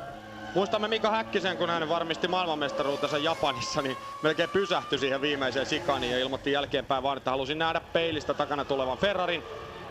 No joo, tuolla viimeisellä sektorilla nyt Coulthard ei enää Schumacheria sen kummemmin kiinni ota. 7,7 sekuntia näiden kahden herrasmiehen välinen ero, kun lähdetään jälleen kiertämään tätä rataa ympäri. Viimeisiä kierroksia mennään, 50 on täynnä ja 58 niitä ajetaan kokonaisuudessaan. Into the closing stages of a very unusual Australian Grand Prix. There is the battle on the track, and it is between Nick Heidfeld in the Sauber for 5th position, and chasing him hard in the yellow Jordan for that extra point is Heinz-Harald Frentzen. But Michael Schumacher is leading David Coulthard by 7.7 seconds, and Rubens Barrichello in the second Ferrari is 11.5 seconds behind Coulthard and 34 seconds ahead of Panis. This is the battle for 5th. Yes, two Germans then fighting it out over 5th place. Heidfeld, we didn't see any of his skills last year in an appalling Prost that looked like it was struggling to handle in a straight line, let alone around the corners. But meanwhile, Coulthard is really taking some time out of Michael Schumacher. He's going to close in on him before the end of the race. Louise. I'm standing here with Juan Pablo Montoya. Juan Pablo, a bit of a smoky end to your first Grand Prix. Would we be right in presuming that was an engine problem? Yeah, it was, but I think the engine performed really well. You know, really strong engine. I thought we were going to get to it in the end. It was really consistent through all the run. Didn't get me any warnings or anything, so it's a bit disappointed on that perspective, but you know, it was a lot of fun. I made mistakes, I got them back, I passed people. It was quite exciting. Obviously not the result that you were looking for, but on the whole, are you satisfied with the way that your first race has gone? Yeah, very much. Thanks. And so he jolly well should be, because making a debut in a Grand Prix is no mean achievement. And Heinz-Harald Frentzen continues to press Heidfeld very hard indeed, but the German in front is resisting the German behind very well indeed. Heidfeld looking into his mirrors. He wants those 2 points for 5th position just as much as Heinz-Harald Frentzen does, and it's a wonderful comparison between a new driver and a comparatively experienced driver now, because Heinz Frentzen comparatively is in his 115th Grand Prix. He's driven for Sauber, he's driven for Williams, he's driven for Jordan, and he's very happy where he is now, and he'll be happier still if he can just get past the Sauber. Is he going to do it? He's got a nice toe there, and they're into 3 already. They struggle to get around. Heidfeld covering the apex nicely, but Frentzen shaping up, I think, for a move on that Sauber. As I said, he's got about a 3k advantage, kph advantage through all the speed traps, plus the slipstream effect. And I think his best chance really is going to be to get Frentzen a bit out of shape there actually in turn 5, but his best chance is going to be keep calm, stay as close as he can and get a good slingshot out of turn 2, and he'll have him down into turn 3. And I maligned Minardi, I maligned Paul Stoddart, I maligned Fernando Alonso. He has not retired, he is still running. He is in 12th position in his first Grand Prix. A miraculous situation, bearing in mind the fact that Minardi itself looked on the brink of extinction just a few weeks ago. They've done a sensational job to get the team here, to get Alonso and Marquez in the race. Marquez retired early, of course. Alonso still going strong. Yes, and up front, this is where Frentzen's got to be calm now. There's no way of passing him. He's just got to make sure keeps his line, keeps as close as he can, and brake nice and late into turn 1, smooth through 2, and he'll have a half a chance. But look, Heidfeld, good speed down that particular straight, hasn't he? But meanwhile, up front, Michael Schumacher said, OK, it's enough, DC. You're hauling in my lead. And he reversed it on the last lap. Michael Schumacher increasing his lead by 4/10, and Frentzen nowhere near enough this time around. Yeah, Frentzen is going to have to hope that Heidfeld is held up by the Jaguar in front of him. It's Eddie Irvine's. But Irvine's an experienced campaigner. He'll look in his mirrors and realise that there are 2 cars coming up to lap him. He won't need or shouldn't need the blue flags to tell him to move over. And it's just a question of where he chooses to do so, whether Heidfeld can get past him and Frentzen can't, or whether they can both make it.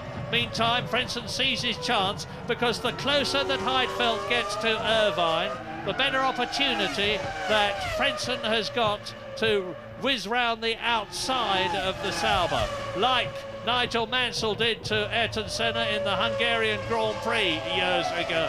If it was as good a move as that, I would be delighted, and so would Heinz-Harald Frentzen. But now Heidfeld is alongside the Jaguar and goes through. Irvine lets Frentzen through as well, so there is no change in the situation. Meantime, up front, as we concentrate on this battle, the only one on the circuit at the present moment, I can reassure Ferrari fans that Michael Schumacher is on his 54th lap now with the comfortable 7.4 seconds lead over David Coulthard and a 25-second lead over his teammate Rubens Barrichello. Fourth is Olivier Panis, and this is the battle for fifth between Heidfeld and Frentzen, followed by Kimi Räikkönen in the second Sauber, seventh place if he finishes there in his first Grand Prix. It will be a magnificent achievement. Yeah, Räikkönen is just 11 seconds behind Frentzen and his teammate Heidfeld, and the third fastest man on the racetrack last time around. So Räikkönen still got a lot of pace, not in the points at the moment.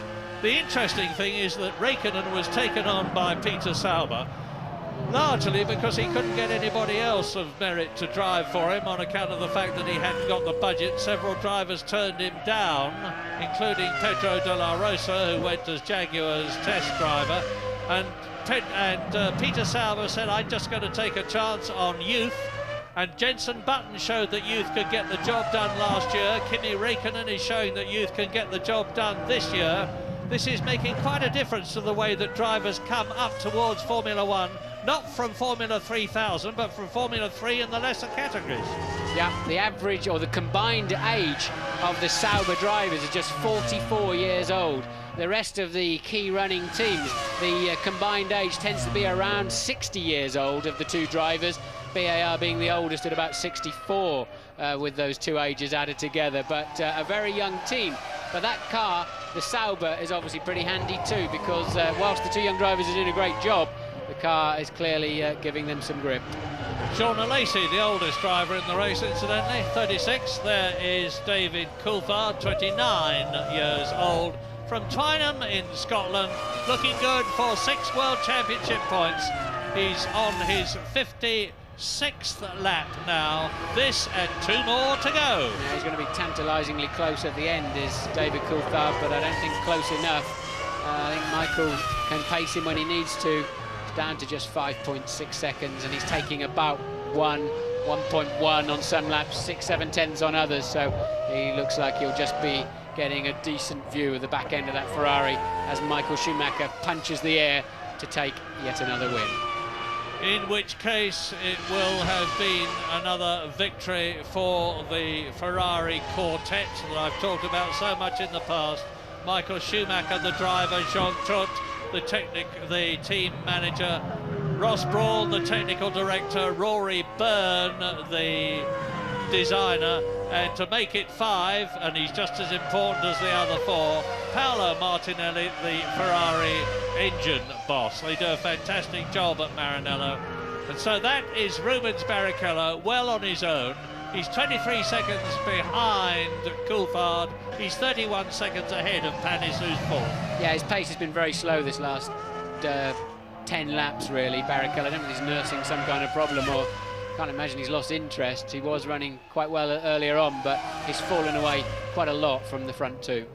Well, there is an enormous Italian contingent living in Melbourne, and this is going to be a very happy result as far as they are concerned, because they are just as Ferrari-oriented as the tifosi at Monza and Imola in Italy are.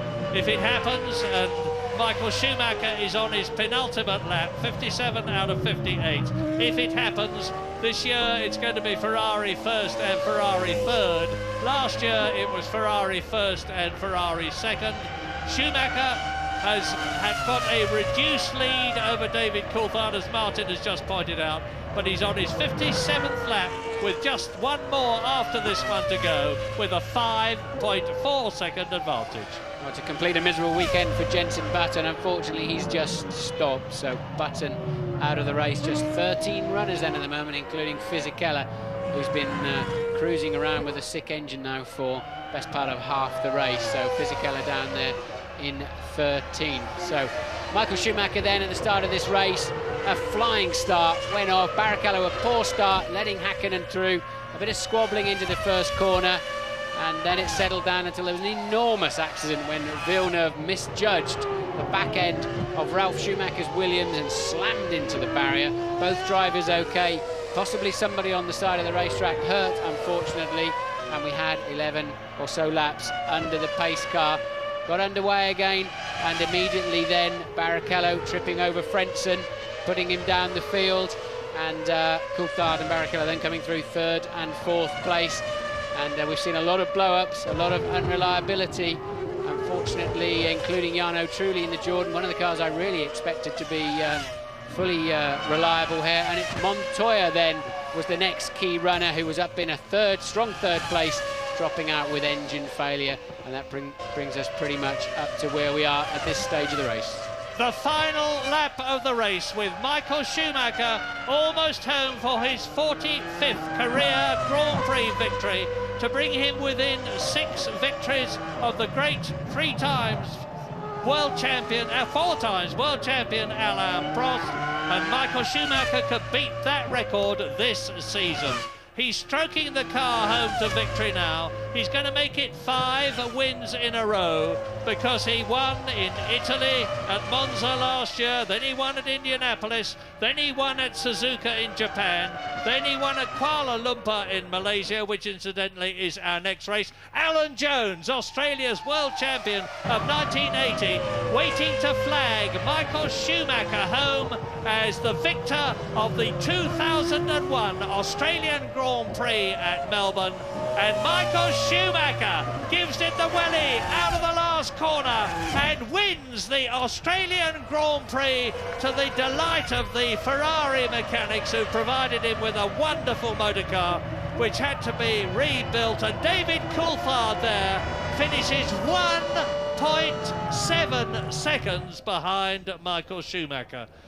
Partly because David was giving it his all on that last lap, and partly, I suspect, because Michael Schumacher, magnificent race tactician that he is, was just not taking any chances. Yeah, Coulthard will be pleased to have 6 points in his pocket over teammate Häkkinen. There's a perennial fight between those two, and getting established early is quite important to Coulthard, but really McLaren couldn't match the pace of Ferrari this weekend.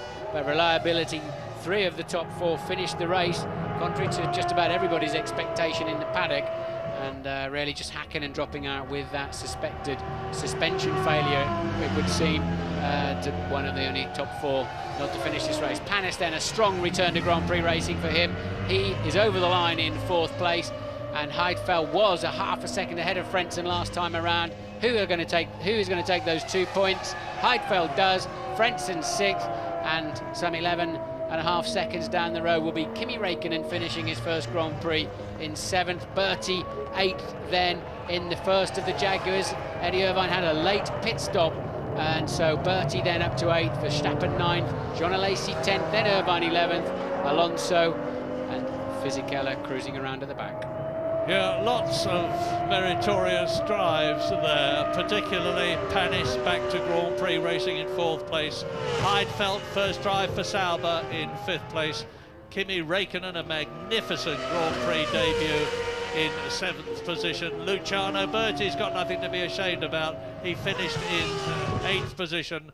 And also Fernando Alonso in the Minardi, the man from Spain driving for the Australian-Italian team, Paul Stoddart's Minardi team, has given the Australian his life's ambition, because they not only bought the team, he got it into the race, and they've finished it. Wonderful. 12th position. Well, Michael Schumacher starts off 2001 as he means to continue. 4 points ahead of David Coulthard in the World Championship. And in 3rd position, of course, Rubens Barrichello, another 2 points further back.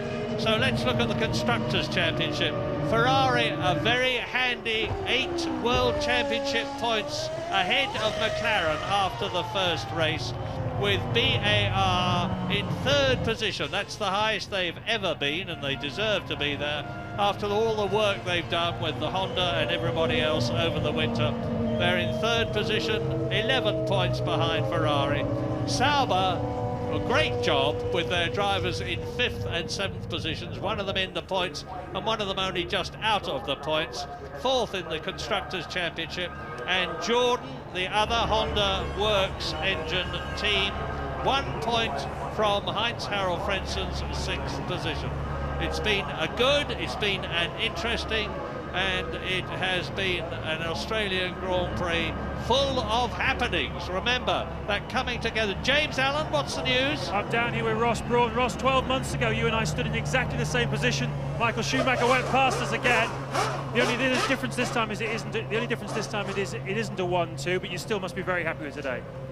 Yes, I mean, I've commented before, we haven't done as much running over the winter as I would have liked.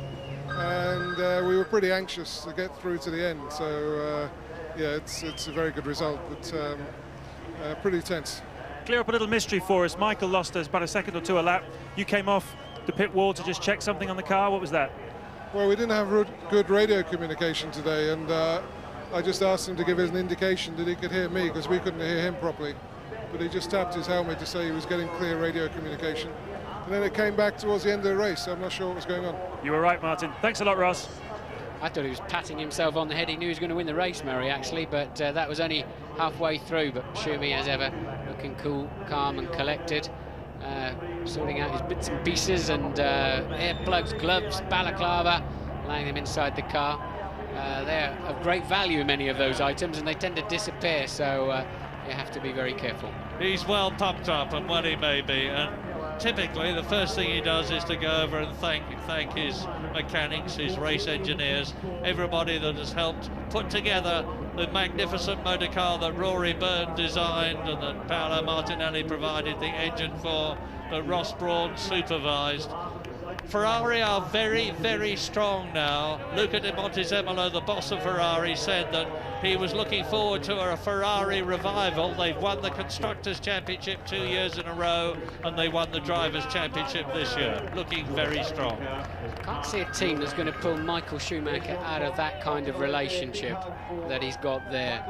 I can see him hanging around in that team until he's ready to stop flying around the world and travelling too fast. So Schumacher and his team around him and a lot of key men, and they declared their sort of undying love for each other over the winter in many magazine articles. But it's a genuine rapport, isn't it? There's a great feeling there. You can just see it. You're right with them on the teamwork that's going on. Stefano Domenicali, his race engineer, in the background. David Coulthard gets a pat on the back. 6 points for him in the Drivers' World Championship, none for Mika Hakkinen. The first man you have to beat in a Grand Prix is your own teammate. Rubens Barrichello looking a tiny bit downcast. Remember, he was running second until that terrific passing manoeuvre from David Coulthard, and he never recovered from it. I don't know whether that argues that he had some sort of a problem that Michael Schumacher did not have. And that graphic shows you how the tyre war has gone, very much in Bridgestone's favour. The red B stands for Bridgestone, the blue M stands for Michelin, but it's Michelin's first year back in Formula One after having dominated it some years ago and after having dominated every other category of motorsport, especially motorcycle racing, for many years. They'll be there. Bridgestone will be pleased, but they will also be very cautious. They know that they've got a very strong rival to match up against and to beat. And Australia, as you can see, is flooding the racetrack.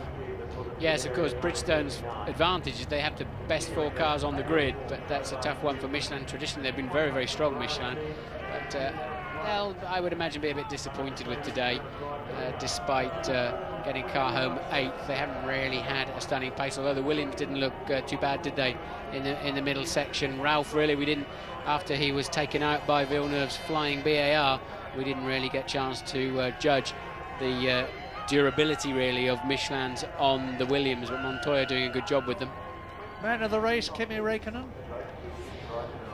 He's certainly one of the men of the race. I think you've got to give it to Michael today, really. Pole position, brilliant start, controlled the race when it mattered, didn't make any mistakes, so you've got to give it to Michael. But yeah, rookie of the day by some country mile, Kimi Räikkönen. Very, very much a man to watch.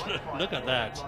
There were 200,000 people from Australia here the first 2 or 3 days. Heaven knows how many there are here. I know they've had a record attendance. They're expecting a record attendance today, record income. Formula One has never looked better than it is now in terms of colour, in terms of competition, in terms of all the elements. Very, very much a world sport. Starting off in Australia at Melbourne. I'll say it again, a great place for a race. Now we go on to another 16 races. The next one is at Brazil, Sao Paulo, Brazil, in 2 weeks' time. I'm going to Malaysia first, Murray. Yeah, so am I. I'm sorry. I know exactly how I did that, but thanks for reminding me.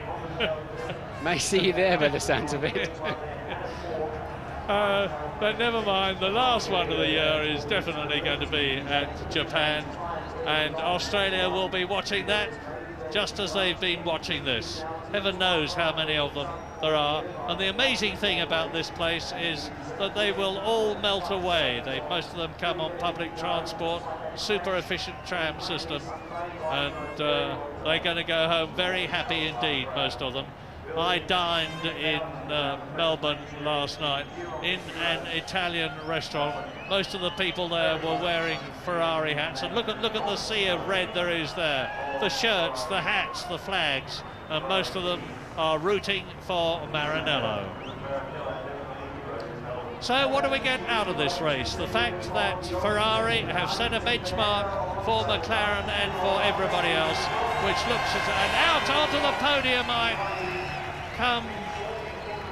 I was just taking my time from the cheers of the crowd there, and I'm looking across at the podium at the present moment, waiting for Schumacher, Coulthard and Barrichello to come out. Seems to me to be taking an inordinately long time. I can see down there Steve Brax on the left, who is the Premier of Victoria, who's going to be giving Schumacher his trophy. The man, a very tall man in the light coat, is Ron Walker, no relation, and he is Mr. Melbourne, and he's going to be giving the trophy to the second place man, David Coulthard. I'm just thinking now of way back to the race when we were expecting Ayrton Senna to come out onto the podium first, and instead it was Alessandro Nannini. This is taking an awful long time. Just wondering if somebody in that Villeneuve incident is in a poorly way. Wondering if they, I don't know, it takes so long for them, so little time for them normally to get up onto that podium procedure. It's pretty slick, and I wonder if they're going to possibly avoid any celebrations. We don't know what happened down at the. We know somebody was injured. The ambulance was there for 20-odd minutes. Not one of the drivers, somebody alongside the racetrack. No more information than that up in this commentary box anyway. And clearly there is something. Either somebody's locked the door behind there somewhere and they can't find the key. There's Ron Walker coming out. Now here come the drivers. Here they are. Here's David Coulthard out first. Michael Schumacher. Hands aloft. Rubens Barrichello. The crowd is euphoric.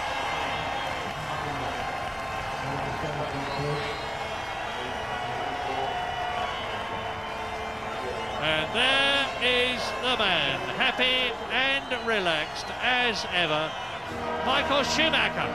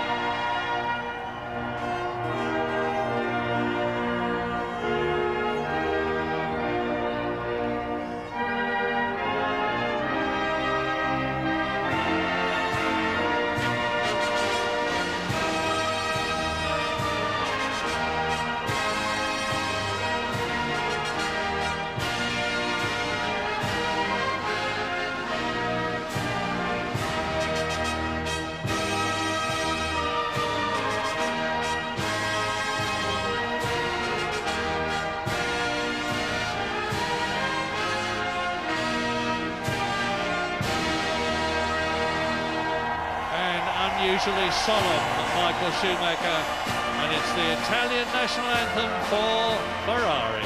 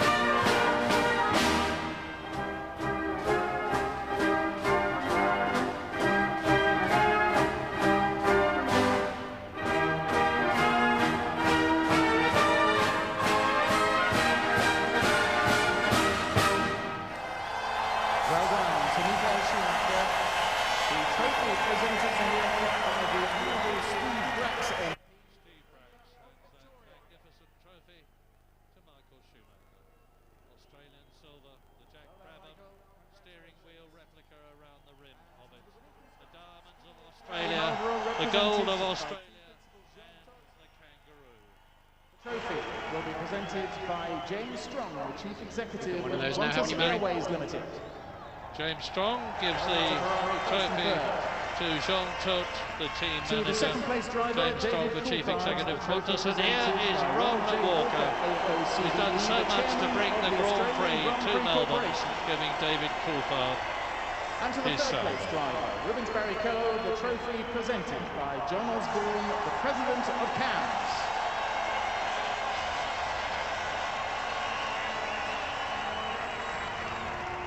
A great race for Australia, a great race for Michael Schumacher and for Rubens Barrichello, and of course for David Coulthard.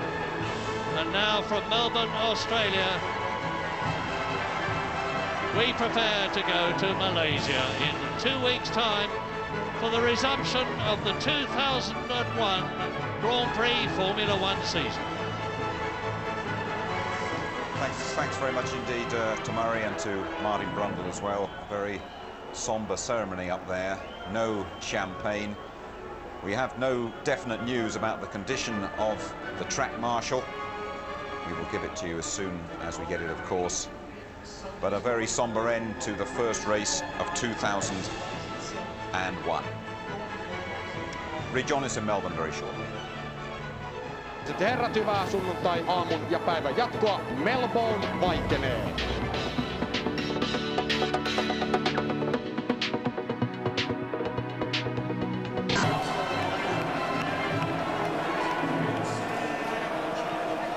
Finished in second place today, winning performance of his results here in Australia in 1998. He has been a former winner here, of course. He did that in 1997. Once again, Rubens Barrichello got on the podium as he did last season, finishing third. Olivier Kahn is a great result, finishing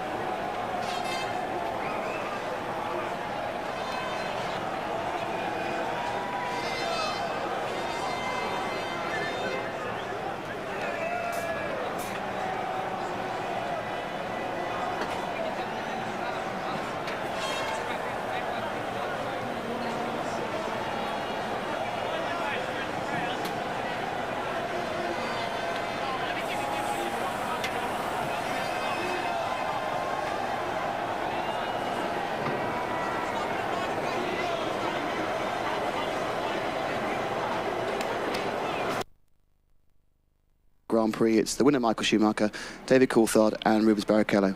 I wonder, Michael, perhaps you just give us a simple story of your race, please. Obviously, I had a great start. We worked hard over winter about that, and as you see, it worked out well, very well. I was quite pleased about this. Then I just tried to split my race into a kind of rhythm to be fast when I had to be fast and not overdrive the car when it was unnecessary. Obviously, we then had the safety car situation, and unfortunately, we just been told that the marshal did die, and obviously we're all shocked about this, and we have to look at what is possible from our side, what kind of support we can give, but certainly everybody is very much down for this situation. Michael, thank you. And David, a quick word from you. Well, obviously the overriding story of the race is, as Michael's just mentioned, the fatality of the marshal, and I think on behalf of all the drivers, our thoughts go to him and to his family. And we need to obviously study how we can improve track safety to these people who give their time for us to enable us to go racing. That to one side, I had a fairly straightforward race to pick up 6 points, but you know that seems pretty insignificant when there's a loss of life involved. Thank you, David. And finally, Rubens. Well, I mean, it's always, you know, to score some points to begin with is quite good, but you know, that we're definitely not happy just because what Michael and David said. It's very bad when a colleague that is there for you, you know, happens to be in an incident like that. So my thoughts are all with him and with his family, and I think there's no way that we can make up for this race. Thank you, gentlemen. Perhaps just a word in your own languages from Michael and Rubens. Thank you, Michael. Tja, waar gaat het nog om als er iemand om het leven komt bij een Grand Prix in de Formule 1? Want dat is dan toch het geval. Ze hebben het net gehoord, vertelde Michael Schumacher. De marshal is inderdaad overleden. En dan doen die punten er allemaal niet meer zoveel toe. Dat zei David Coulthard. In woorden van dezelfde strekking zei Rubens Barrichello. Tja, Tom, dan zitten we hier toch een beetje met gemeende gevoelens. Ja, ik had deze situatie toch niet zo ingeschat zoals het was. We zagen het al dat er niet met champagne werd gespoten. We kennen uit ervaring, weten we natuurlijk dat dan een slecht teken is. Dat ze het ook zo heel duidelijk naar buiten brengen. Alle drie de coureurs ja, is toch een teken van medeleven. En natuurlijk ook van de teams. Er zal zeker wat aan gedaan worden. Er wordt al heel hard aan gewerkt voor vorig jaar. Maar het zal nu zeker het gespreksitem zijn binnen de Formule 1. Maar ja, daar niettemin, jongens. We blijven autoracen en we moeten gewoon aan de veiligheid werken. We zien nu dat de veiligheid van de coureurs heel goed in orde is. En we zouden nu de veiligheid van de mensen die de coureurs helpen wat aan moeten doen. Ik weet niet, ik heb er toch geen lekker...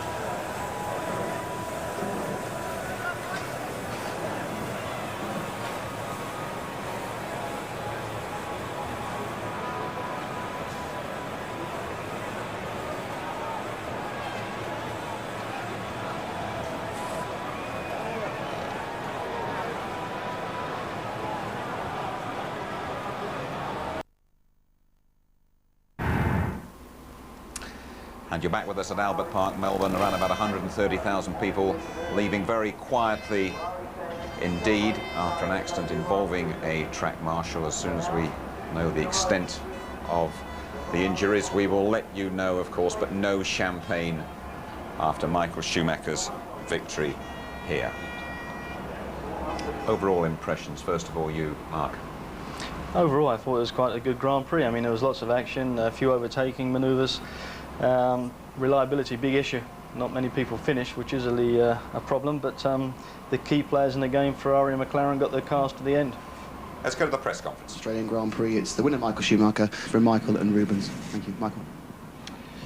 There we are then, Michael Schumacher, David Coulthard and Rubens Barrichello, really reflecting very sombre mood here at Albert Park, Melbourne, where a track marshal has been killed in the first Grand Prix of 2001. We'll be right back.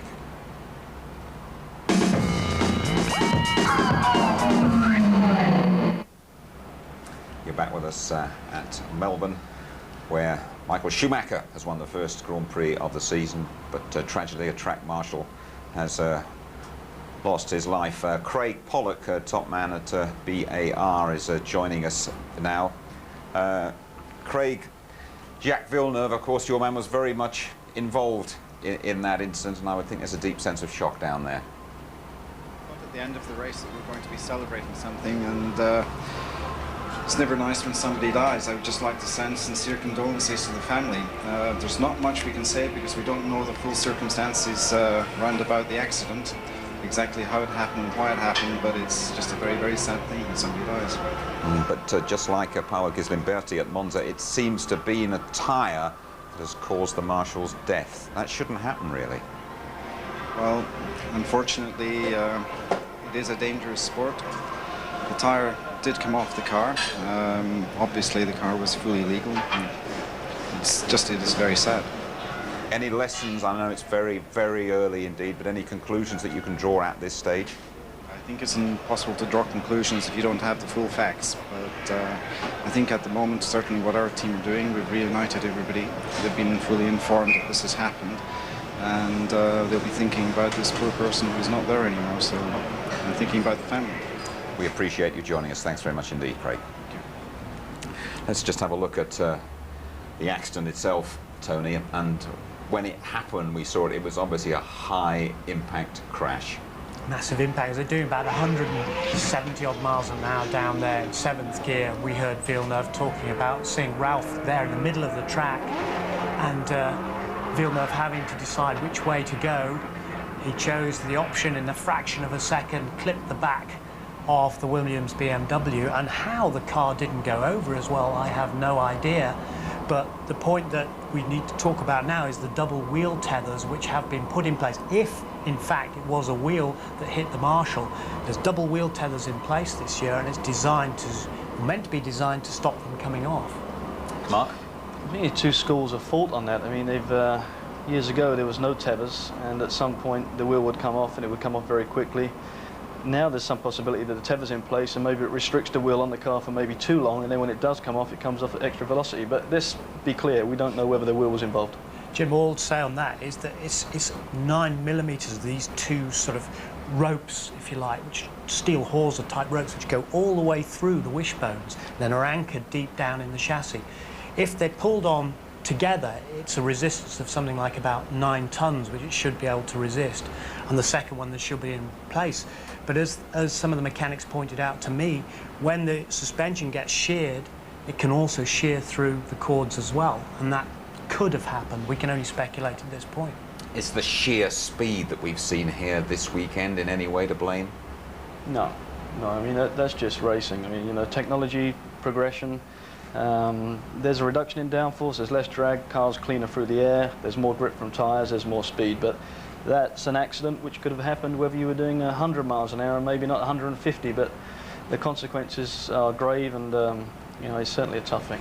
Let's reflect the race itself, and before we leave, everybody, what about when the safety car came out for, what was it, 25 minutes, wasn't it, Mark? How big an effect did that have? It's a big effect on the race completely. Everybody tactically has to put their heads in gear and see what they can do with fuel, tyre wear, but the boys at Ferrari did it the best. They came off well, but it's something I can reflect on very easily. And Michael Schumacher, although is very sad up there, understandably so, I mean, his season is off and running. Yeah, and as we were saying at the beginning of the programme, if it's a big role for Ferrari, as McLaren may fear, this is the sort of start that Ferrari would want. And it's all based around the continuity. And there's one guy that was mentioned briefly, who's Paolo Martinelli, who's done such incredible work on the Ferrari engine. And that whole car has evolved over the winter. Incredible amount of work.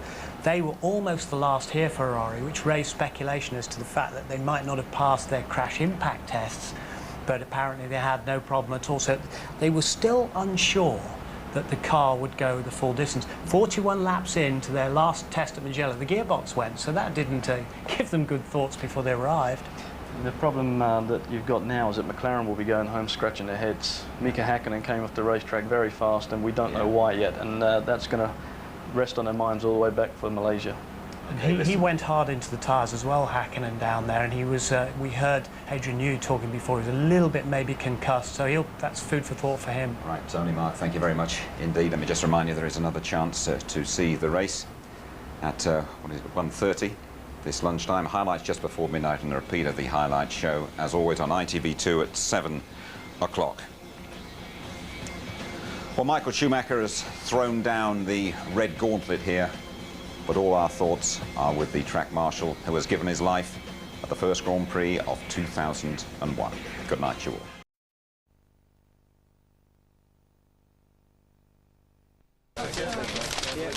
One more here. Ladies and gentlemen, on a day where 128,500 people attended this track and 380,000 people over 4 days, it's with great regret that we announce the death of one of our brother track officials in tragic circumstances. It's very unfortunate when you consider the amount of people that come here and the great precautions that are taken, particularly by the FIA and CAMS, that such a tragic thing should happen on a day like this. However, I can assure you that everything was done to make sure that the track was safe. The track was inspected twice today by the FIA, and my colleague from CAMS will answer any questions along with myself if you happen to have any. The family have been notified of the accident, and everything will be done within our power, as the public would expect, to take care of the family during such tragic circumstances. Peter? Thank you. On behalf of CAMS and the entire motorsports community in Australia, it's with deep regret that we announce that one of our officials has died at the Grand Prix circuit today, and our sympathy is extended to the family. Thank you. Do we have a name? So can you give us a name for that gentleman? We can't release the name just yet. Can you give us an approximate age or an age? Approximately 50 years of age. Was he Australian? Yes, he was Australian. Did he die at the track or at hospital? At hospital, that's the information we have at the moment. Can you give us an idea of the injuries that he suffered? Speaking to the microphone. We are not aware of exactly what the injuries were. Do you know what he was hit with? What part of the car? No, we don't know what he was hit with. How old and where from?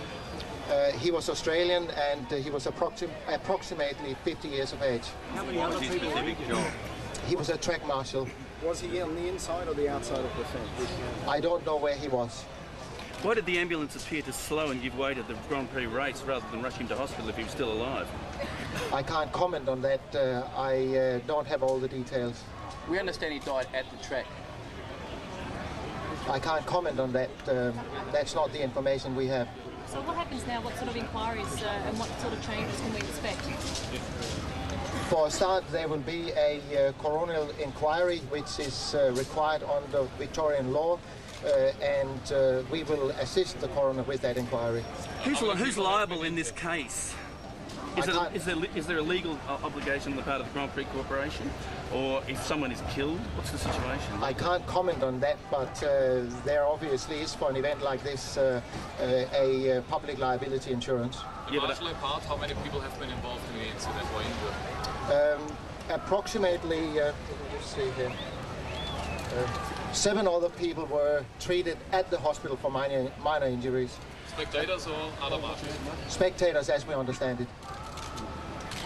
Were the dead man's family at the circuit? I beg your pardon? Were the dead man's family at the circuit? I don't think so. Mr. Walker, will this yes, the daughter was a here. review of fence height or other safety provisions? No. No, I don't think so. I happen to be a member of the FIA Commission, and this is reviewed regularly, and all steps have been taken to comply exactly with what the FIA laid out. Mr. Charlie Whiting has, as I said to you before, inspected the track on 2 occasions today. The track is inspected every day, and we do comply. We have a certificate to run the race, and we do comply with all the rules and regulations. Did a wheel just go through a gap in the fence, Mr. Walker? Well, I'm not suggesting what happened at the moment. The FIA haven't brought down its findings, and I think we should reserve our judgment until that finding is brought down. But all I can say to you is that the family will be looked after, regardless of the insurance, in the way the public would expect us to look after. What do you mean by that, Mr. Walker? How will they be looked after? Well, I think we'll just leave that for what I just said. Why didn't you stop the race? Well, it's not up to me to stop the race. It's up to the officials to look after that, which is Cam's run the race. Well, why didn't Cam stop the race? We have no further comments to make at this point in time. Thank you. Ron, couldn't you take the lead and investigate and perhaps next year provide more protection for the volunteer track masters? Well, I think that everything has been done worldwide under the FIA laws to protect everybody, and we comply exactly to the letter. That's why we receive a certificate every year to run the race. So it's the second dead marshal in 6 months. Yeah, you comply, it doesn't mean it can't be made better. Well, you know, I think we'll just leave it at that, because you know, if you want to build a concrete wall right around the track, you won't have any spectators. Let's leave it at that.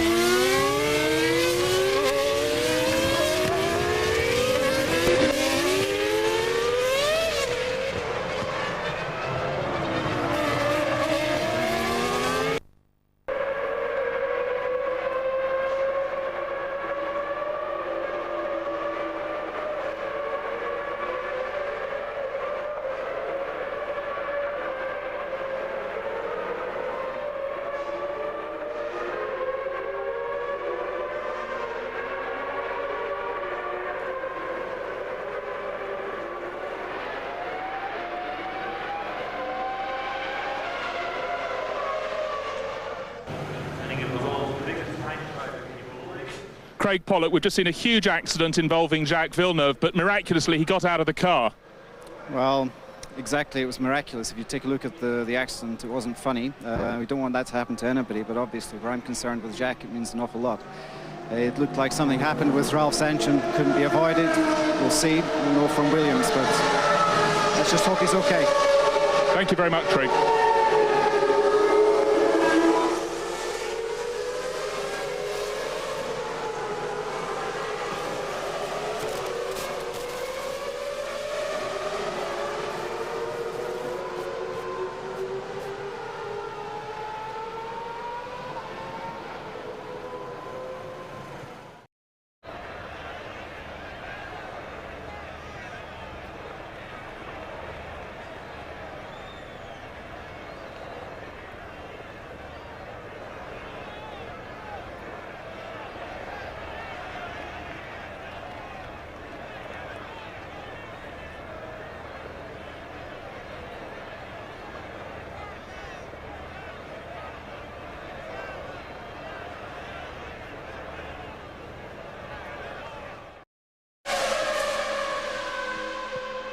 Tasso Marquez, the end of a difficult weekend for you. I think you did 3 laps. What happened then? I had a problem with the battery. Since the first lap, the car started to have some misfire on the engine, and after the second lap and third lap, it get worse, and the car stopped in the middle of the track. Now, there seemed to be quite a messy start all down the order of the grid. How did you see the first couple of laps? We still have the same problem during all weekend with brakes. You know, we are locking the rear wheels and doesn't have enough brake in the front. So that's a shame because we couldn't go slow during all weekend. Couldn't go fast during all weekend. And for the race, I did a good start. I passed, I think, 2 or 3 cars. But the engine started to cut and I lost power. Then everybody passed back and they stopped. Bad luck in Malaysia. See you there.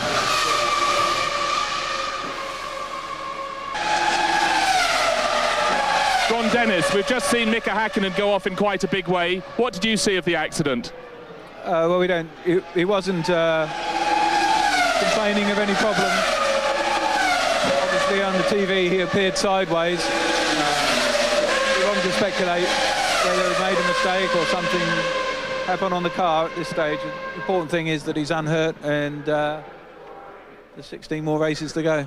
He hasn't said anything to you on the pit radio before he got out? No, he jumped straight out of the car. Thanks, Ron.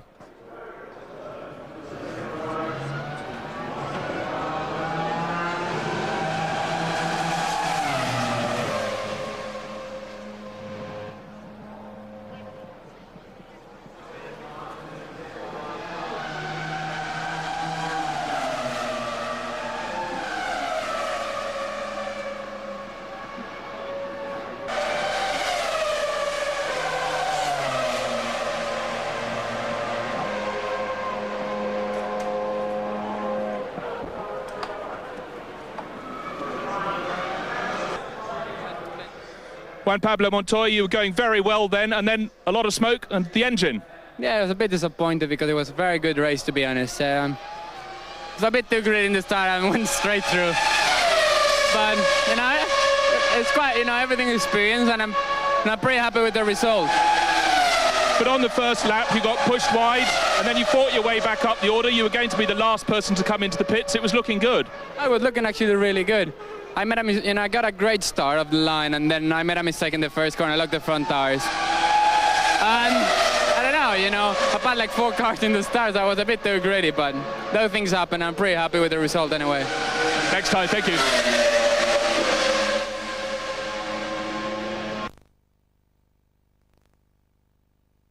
Guys, steady, steady. Just, hey, hey, Don't push, please. No pushing. Please. No pushing. We've been waiting. Okay. Here we are at the Qatar. Just take it steady. Take it steady, guys. McLaren's team, and Mika Häkkinen is here. Just, Mika, how are you feeling? Well, after the shunt like that, obviously I cannot say. I don't feel very fantastic at the moment. Obviously the spin at that speed is always something which leaves you lose cars inside. Nice, easy. Again, hitting a wall in that speed, you know, it was very unpleasant. Obviously, we just have to now understand what caused the problem. We don't know yet, obviously, but we have to understand it because problems like that, when you're going that speed, you know, it can be very painful sometimes. And what did the medical officers say to you? It was just a very general checkout, you know. Bang your head quite hard in the tires, so we have to just make a general checkout for the body, that way everything's fine. And early reports are it was either suspension or brakes. Do we know yet? It's hard to tell? Yes, it's hard to tell. We don't know yet, but the car will be back soon. And then the boys will study what went wrong, and then we'll know more, you know. Was immediately the problem? What? Was suddenly happened? Suddenly any warning before?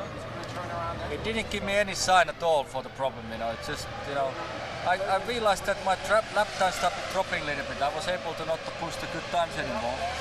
And then a couple laps later, you know, went in third last corner and went on the brakes, and it just suddenly, you know, lost the control of the car and the braking. It happens so quick, you know. It happens in 300 kilometers per hour, and it happens so fast, so quick. The driver, it's impossible to do anything. The driver is more or less passenger in that situation, so I was quite fortunate to come out of that without any injury. Unfortunate to have even that kind of situation, you know. Did you speak to your family in that moment? Yeah, I called to my wife Eri already. Tell her everything is fine, and it was important. Okay, guys, thank you very much.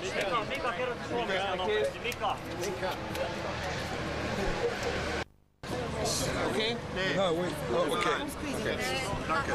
Ralf, zunächst, wie geht's Ihnen körperlich? Ja, mir geht's glücklicherweise gut, dem Jack auch, aber viel schlimmer ist, dass ich wieder einen Marshall erwischt habe mit einem Reifen, glaube ich. Können wir mal, could you step a bit back, otherwise we have to stop. Sorry, okay? Everyone is gonna get his answer. Hast du aufgehört? You will. Okay, Yeah. Ja gut, leider Gottes das. Ron, now we are a step further, the first race, so what do you think?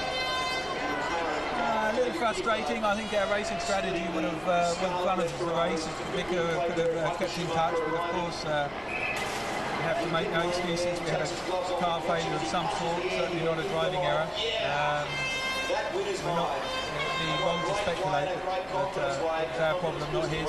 David did a superb race, overtook all the cars, and we supplemented to come up to second, and we supplemented that with a good pit stop strategy that really stopped Barrichello being a threat. Michael was probably backing off a little bit, so we have a little bit of work to do, but we can, I think we'll be strong in the racing. If the competition is so close like Formula One, how long does it take to catch up? Surprised actually that the rest of the field seemed to be less competitive in the race than in qualifying. We seem to have most of Ferrari and ourselves seem to have about a second on most of the grid, so that should make it a more interesting season. We have to concentrate on Ferrari, and they did a good job. They deserve to win, but until the next races, we know what we have to do. Thank you. Juan, what stopped your first successful race? I had a problem with the engine. A bit disappointed with that, but I think BMW and Williams did a fantastic job. I think Mitchell and Tire were holding really well, especially at the end of the run. I did my fastest lap the lap before, and it was looking actually quite good. So how much racing fun was it compared to America? It's a lot of fun, I gotta admit. I thought overtaking was gonna be impossible, but you gotta really plan it, because if you try to overdrive all the time, you kill the tires, and something that I was just learning through the race. But you can get to pass people, and it's quite exciting actually. So what do you think? How competitive will you be now over the season? I think we can look quite good. I think through the season the car will be getting stronger and stronger, so I'm quite confident. Thank you. So the Australian Grand Prix has been marred by the death of a trackside marshal, but we are now going to look at the race itself and the start. Tony Jardine, Schumacher away and gone, but problems for David Coulthard. Yeah, it was the most frenetic start. I mean, it's a classic beginning of the season, race number one. Just look at this. Schumacher makes a great start. Coulthard trying to get through the middle there. Look, he's got Frentzen actually banging wheels with him while Truly tries to go down the inside. Look at this lot all here. Montoya's going onto the grass. They're all jostling for position. They're all over the place, as I say. But Hakkinen got through into second place. Frentzen through into third place. Hakkinen did very well from second on the grid. Look at it again. And look at Coulthard in the middle. He took a right bash on the wheels there from Heinz-Harald Frentzen and still managed to keep it going. And there's the rookie Montoya in his first Grand Prix. Been itching for that start, but he lost it all at the beginning on the grass. We've seen pile-ups at that first corner before here in Australia. How close were we to another one there? It could have been very close to that. I mean, banging wheels at that kind of speed could have created a lot of problems, but Frentzen got away with it, Coulthard got away with it, and off we went. Well, Frentzen might have got away with it there, but then Rubens Barrichello did a real number on him, didn't he?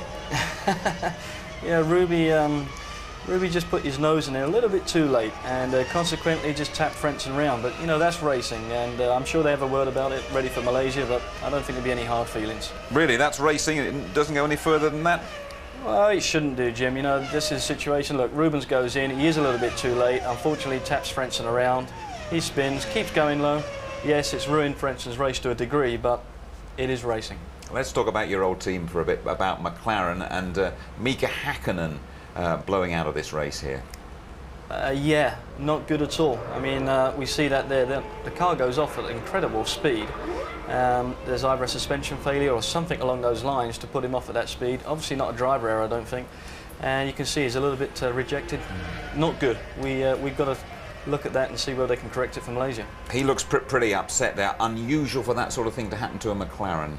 very unusual. I mean, those guys at McLaren are so good on detail work. Everything is tested strenuously. Many, many miles go on the track testing their parts as well.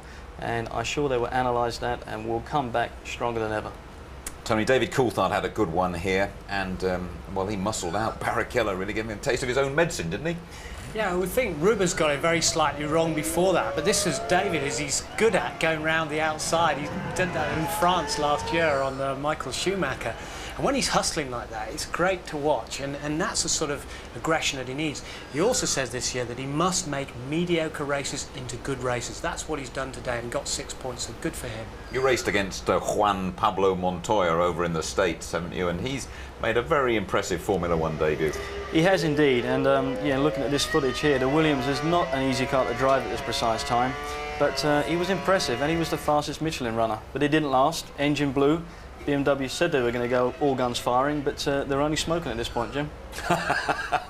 Yeah, there we are. Sad end to Juan Pablo, but I'm sure we'll hear a lot more of him, and indeed a lot more from the two of you during the season. Thanks very much indeed.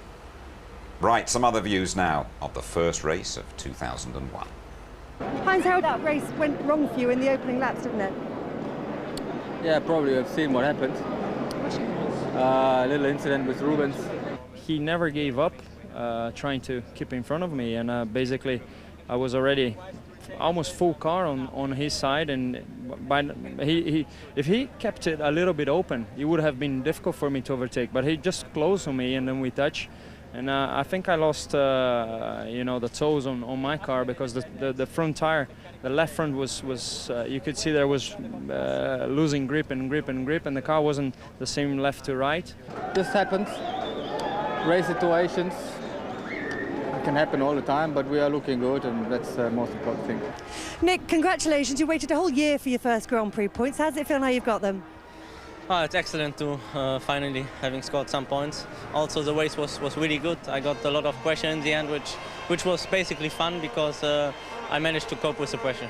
The evidence this weekend is that you've been running very strong, and Ferrari have got a great racing car. Yeah, great racing car, and I'm feeling better and better inside the car, so I should have a better year, even though the first race went a little bit like that.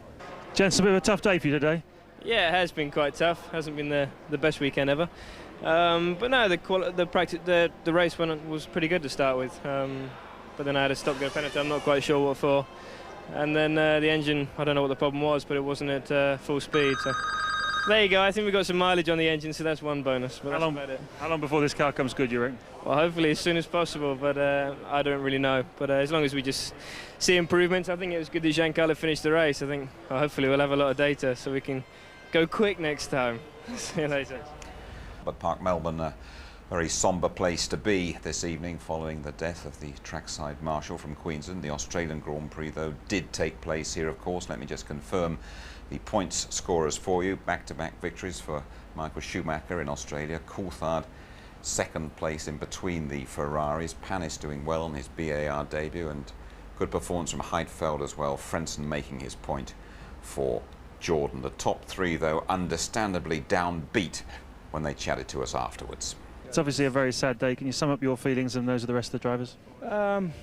Obviously, we just got to know that the marshal had died just before the podium, so we decided not to commemorate the podium, basically. And it's very unfortunate to lose a colleague that was working for us and was enjoying his day there. And you know, after all, we had a race. It was fun out there, but you know, you feel sad that happened.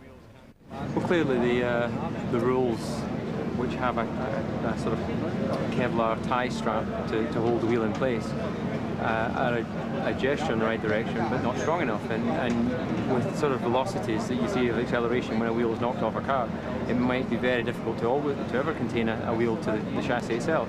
So maybe what you're doing is looking at the circuits to put higher fences, you know, to really create a situation where they're curved over at the top, so it's increasingly unlikely for a wheel to make it as far as the crowd.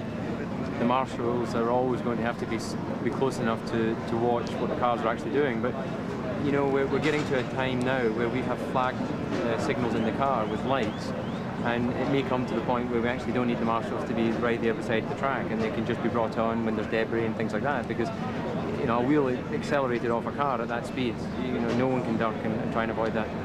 Driver safety has improved so much over the recent years. Do you think that maybe the safety of the marshals and the people outside the circuit has been overlooked?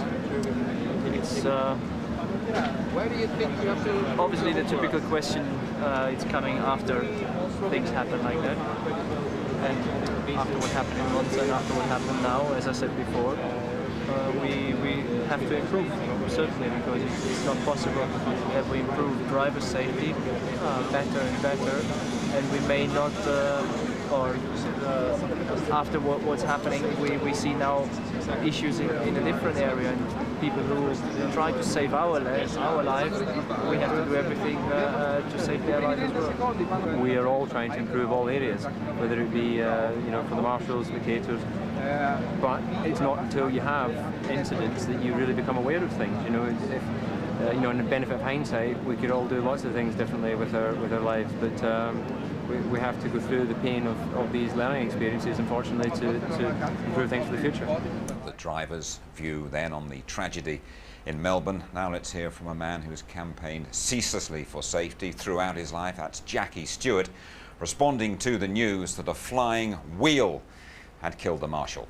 Well, we just have to go. We have to look at it. We have to go to the best universities of dynamics and see if there's something more that we can anchor them to, and something more that we can use to hose them to that vehicle. We've got to be sure that, you know, they will flail around, and it's very tough to get away from it completely. Thank you, Jackie. Okay. Thanks for your time.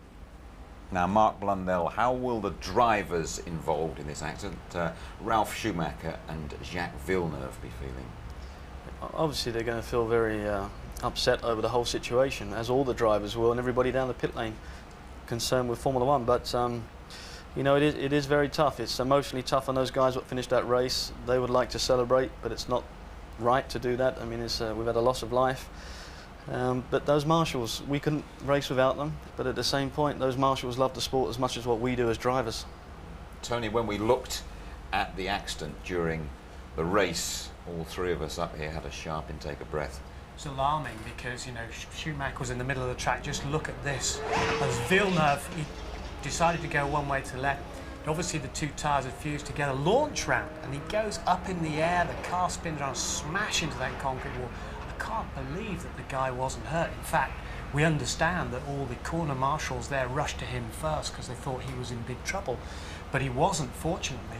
But again, we've got these double wheel tethers, which is the 8mm double, you know, and they're all made of wire that go all the way through the wishbones, and they're anchored onto the inside of the chassis.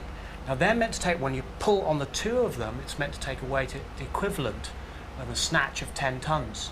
The trouble is that when the suspension actually breaks, as the mechanics will tell you, it can cut through the wire and break the hawser holding the wheel, and then the wheel will still come off.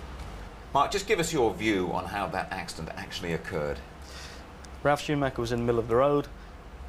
Jacques Villeneuve came up and looked like he was going to do the dummy, tried to fade him to the right, but went to the left of him to go the long way round. But consequently, Ralf looked like he slowed up, and then Jacques, boom, over the top he went. Big accident, big damage, but you know, Jacques was okay, but tragically we've lost a marshal. There were half a dozen or so spectators also hurt, but they've been allowed home after treatment, thankfully. But when the safety car came out, what effect did you feel that had on the whole race? New dynamics on the race completely. You know, everybody then has to start recalculating. There's fuel to look at, there's tyre wear to look at, and tactically they may do something differently with their stops, but you know, Ferrari did it right again. And a final word on the winner, Michael Schumacher.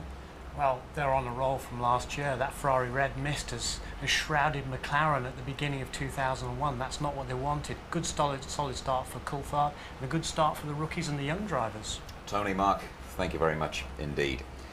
We're back with you in a couple of weeks' time.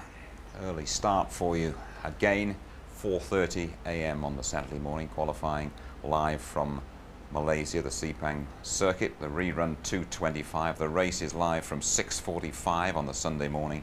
Another rerun 1:30 lunchtime, and highlights just before midnight. It's been a tragic start to the Formula One year. From the whole ITV team in Melbourne, bye-bye.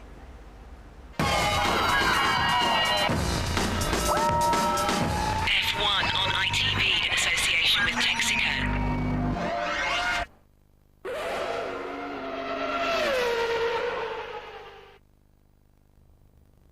After a steward's inquiry, fourth-placed Olivier Panis was penalised 25 seconds for a yellow flag infringement. He then dropped to seventh place, which moved Nick Heidfeld up into fourth. Jordan's Heinz-Harald Frentzen took fifth, and the young Finn Kimi Räikkönen marked his Formula One debut with a point for finishing sixth. But not too happy, I think. Well, you know, there's two issues here. Obviously, in my race, I'm happy for my performance, for the reliability of the car. But the overriding issue, of course, is the fact that Marshall lost his life and there's some spectators injured. So, you know, that puts everything else into perspective. And really, today's more about that. You know, this is sport, and we don't want to see, obviously, especially from people outside the cars, you know, fatalities, because they are not accepting the same risk, I don't believe, as the drivers when we get in the cars. What is the lesson, what we can learn from this?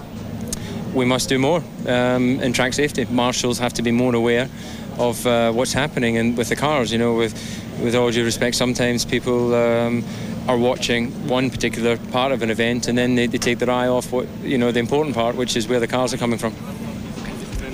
David, you didn't have a spectacular good position, but Michael, congratulations, but happy? Obviously, as happy as you can be after hearing what has happened on the circuit to the marshal. Can we do something about the problem, you think, which happened? Can you do something? I think we do something about it? Have we learned something from this? I'm sure, I mean, since Monza, for sure, there has been taken care about this and have been done certain steps, I'm pretty sure on that. Obviously, that's still not enough. What has to be done is in the hands of the FIA, and they're very concerned for these kind of issues, and I'm sure they will react appropriate. Performance? Yeah, it was okay. Start was not too good, I think, but in the race, very good. Yeah, the start was pretty bad, but I think so I can do better next time. Is this what you always have dreamed about? Yeah, of course. I always liked the racing. I just love this thing, and it's the main thing in my life. The death of a course worker at the season-opening Australian Grand Prix completely overshadowed Sunday's race in Melbourne. There was no champagne celebrations after Michael Schumacher's victory. The death of the Grand Prix marshal happened after a wheel flew off Jacques Villeneuve's car when he crashed into the barrier on lap 5. 13 fans were injured by the flying debris. Schumacher's post-race thoughts were about improving safety at Albert Park and other circuits. Well, this was the second time in 6 months that a marshal had been killed at a Formula One race. Three-time F1 champion Niki Lauda, now a top Jaguar official, has called for a complete inquiry into that crash. And Aussie Grand Prix boss Ron Walker stated that the death was a 1 in a billion fluke. Walker stating the wheel going through that small gap in the wall was, quote, an amazing phenomenon. Well, there was some joy in the Sauber stable Sunday after Kimi Räikkönen was elevated into the points. The 21-year-old Finn was originally classified in 7th place in the Aussie Grand Prix, but he was moved up to 6th after Olivier Panis was relegated from 4th to 7th after a penalty for a yellow flag violation.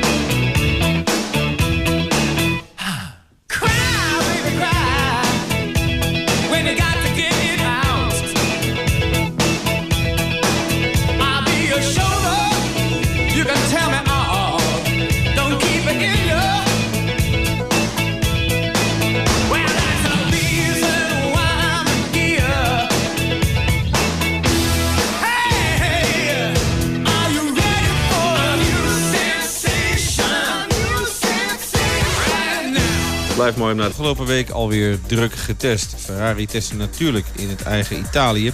De enige echte vaste Grand Prix-coureur die in actie kwam was Rubens Barrichello op de vrijdag en de zaterdag. Het team van McLaren testte in Frankrijk op Magny-Cours. Daar werd er getest met het zogenaamde traction control systeem. En voor de rest de grootste test, een 3-daagse test, vorige week woensdag, donderdag en vrijdag, vond er plaats op Silverstone in Engeland.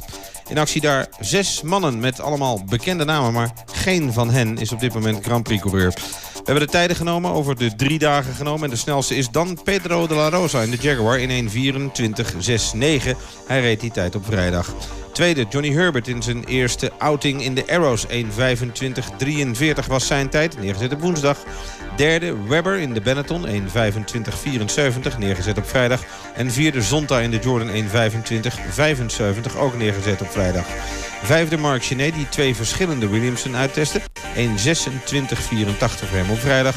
En Thomas Scheckter in de Jaguar zet de woensdag tijd neer van 1:27.77. Donderdag werd er wel gereden, maar toen was het erg regenachtig en dus tellen die tijden niet echt mee.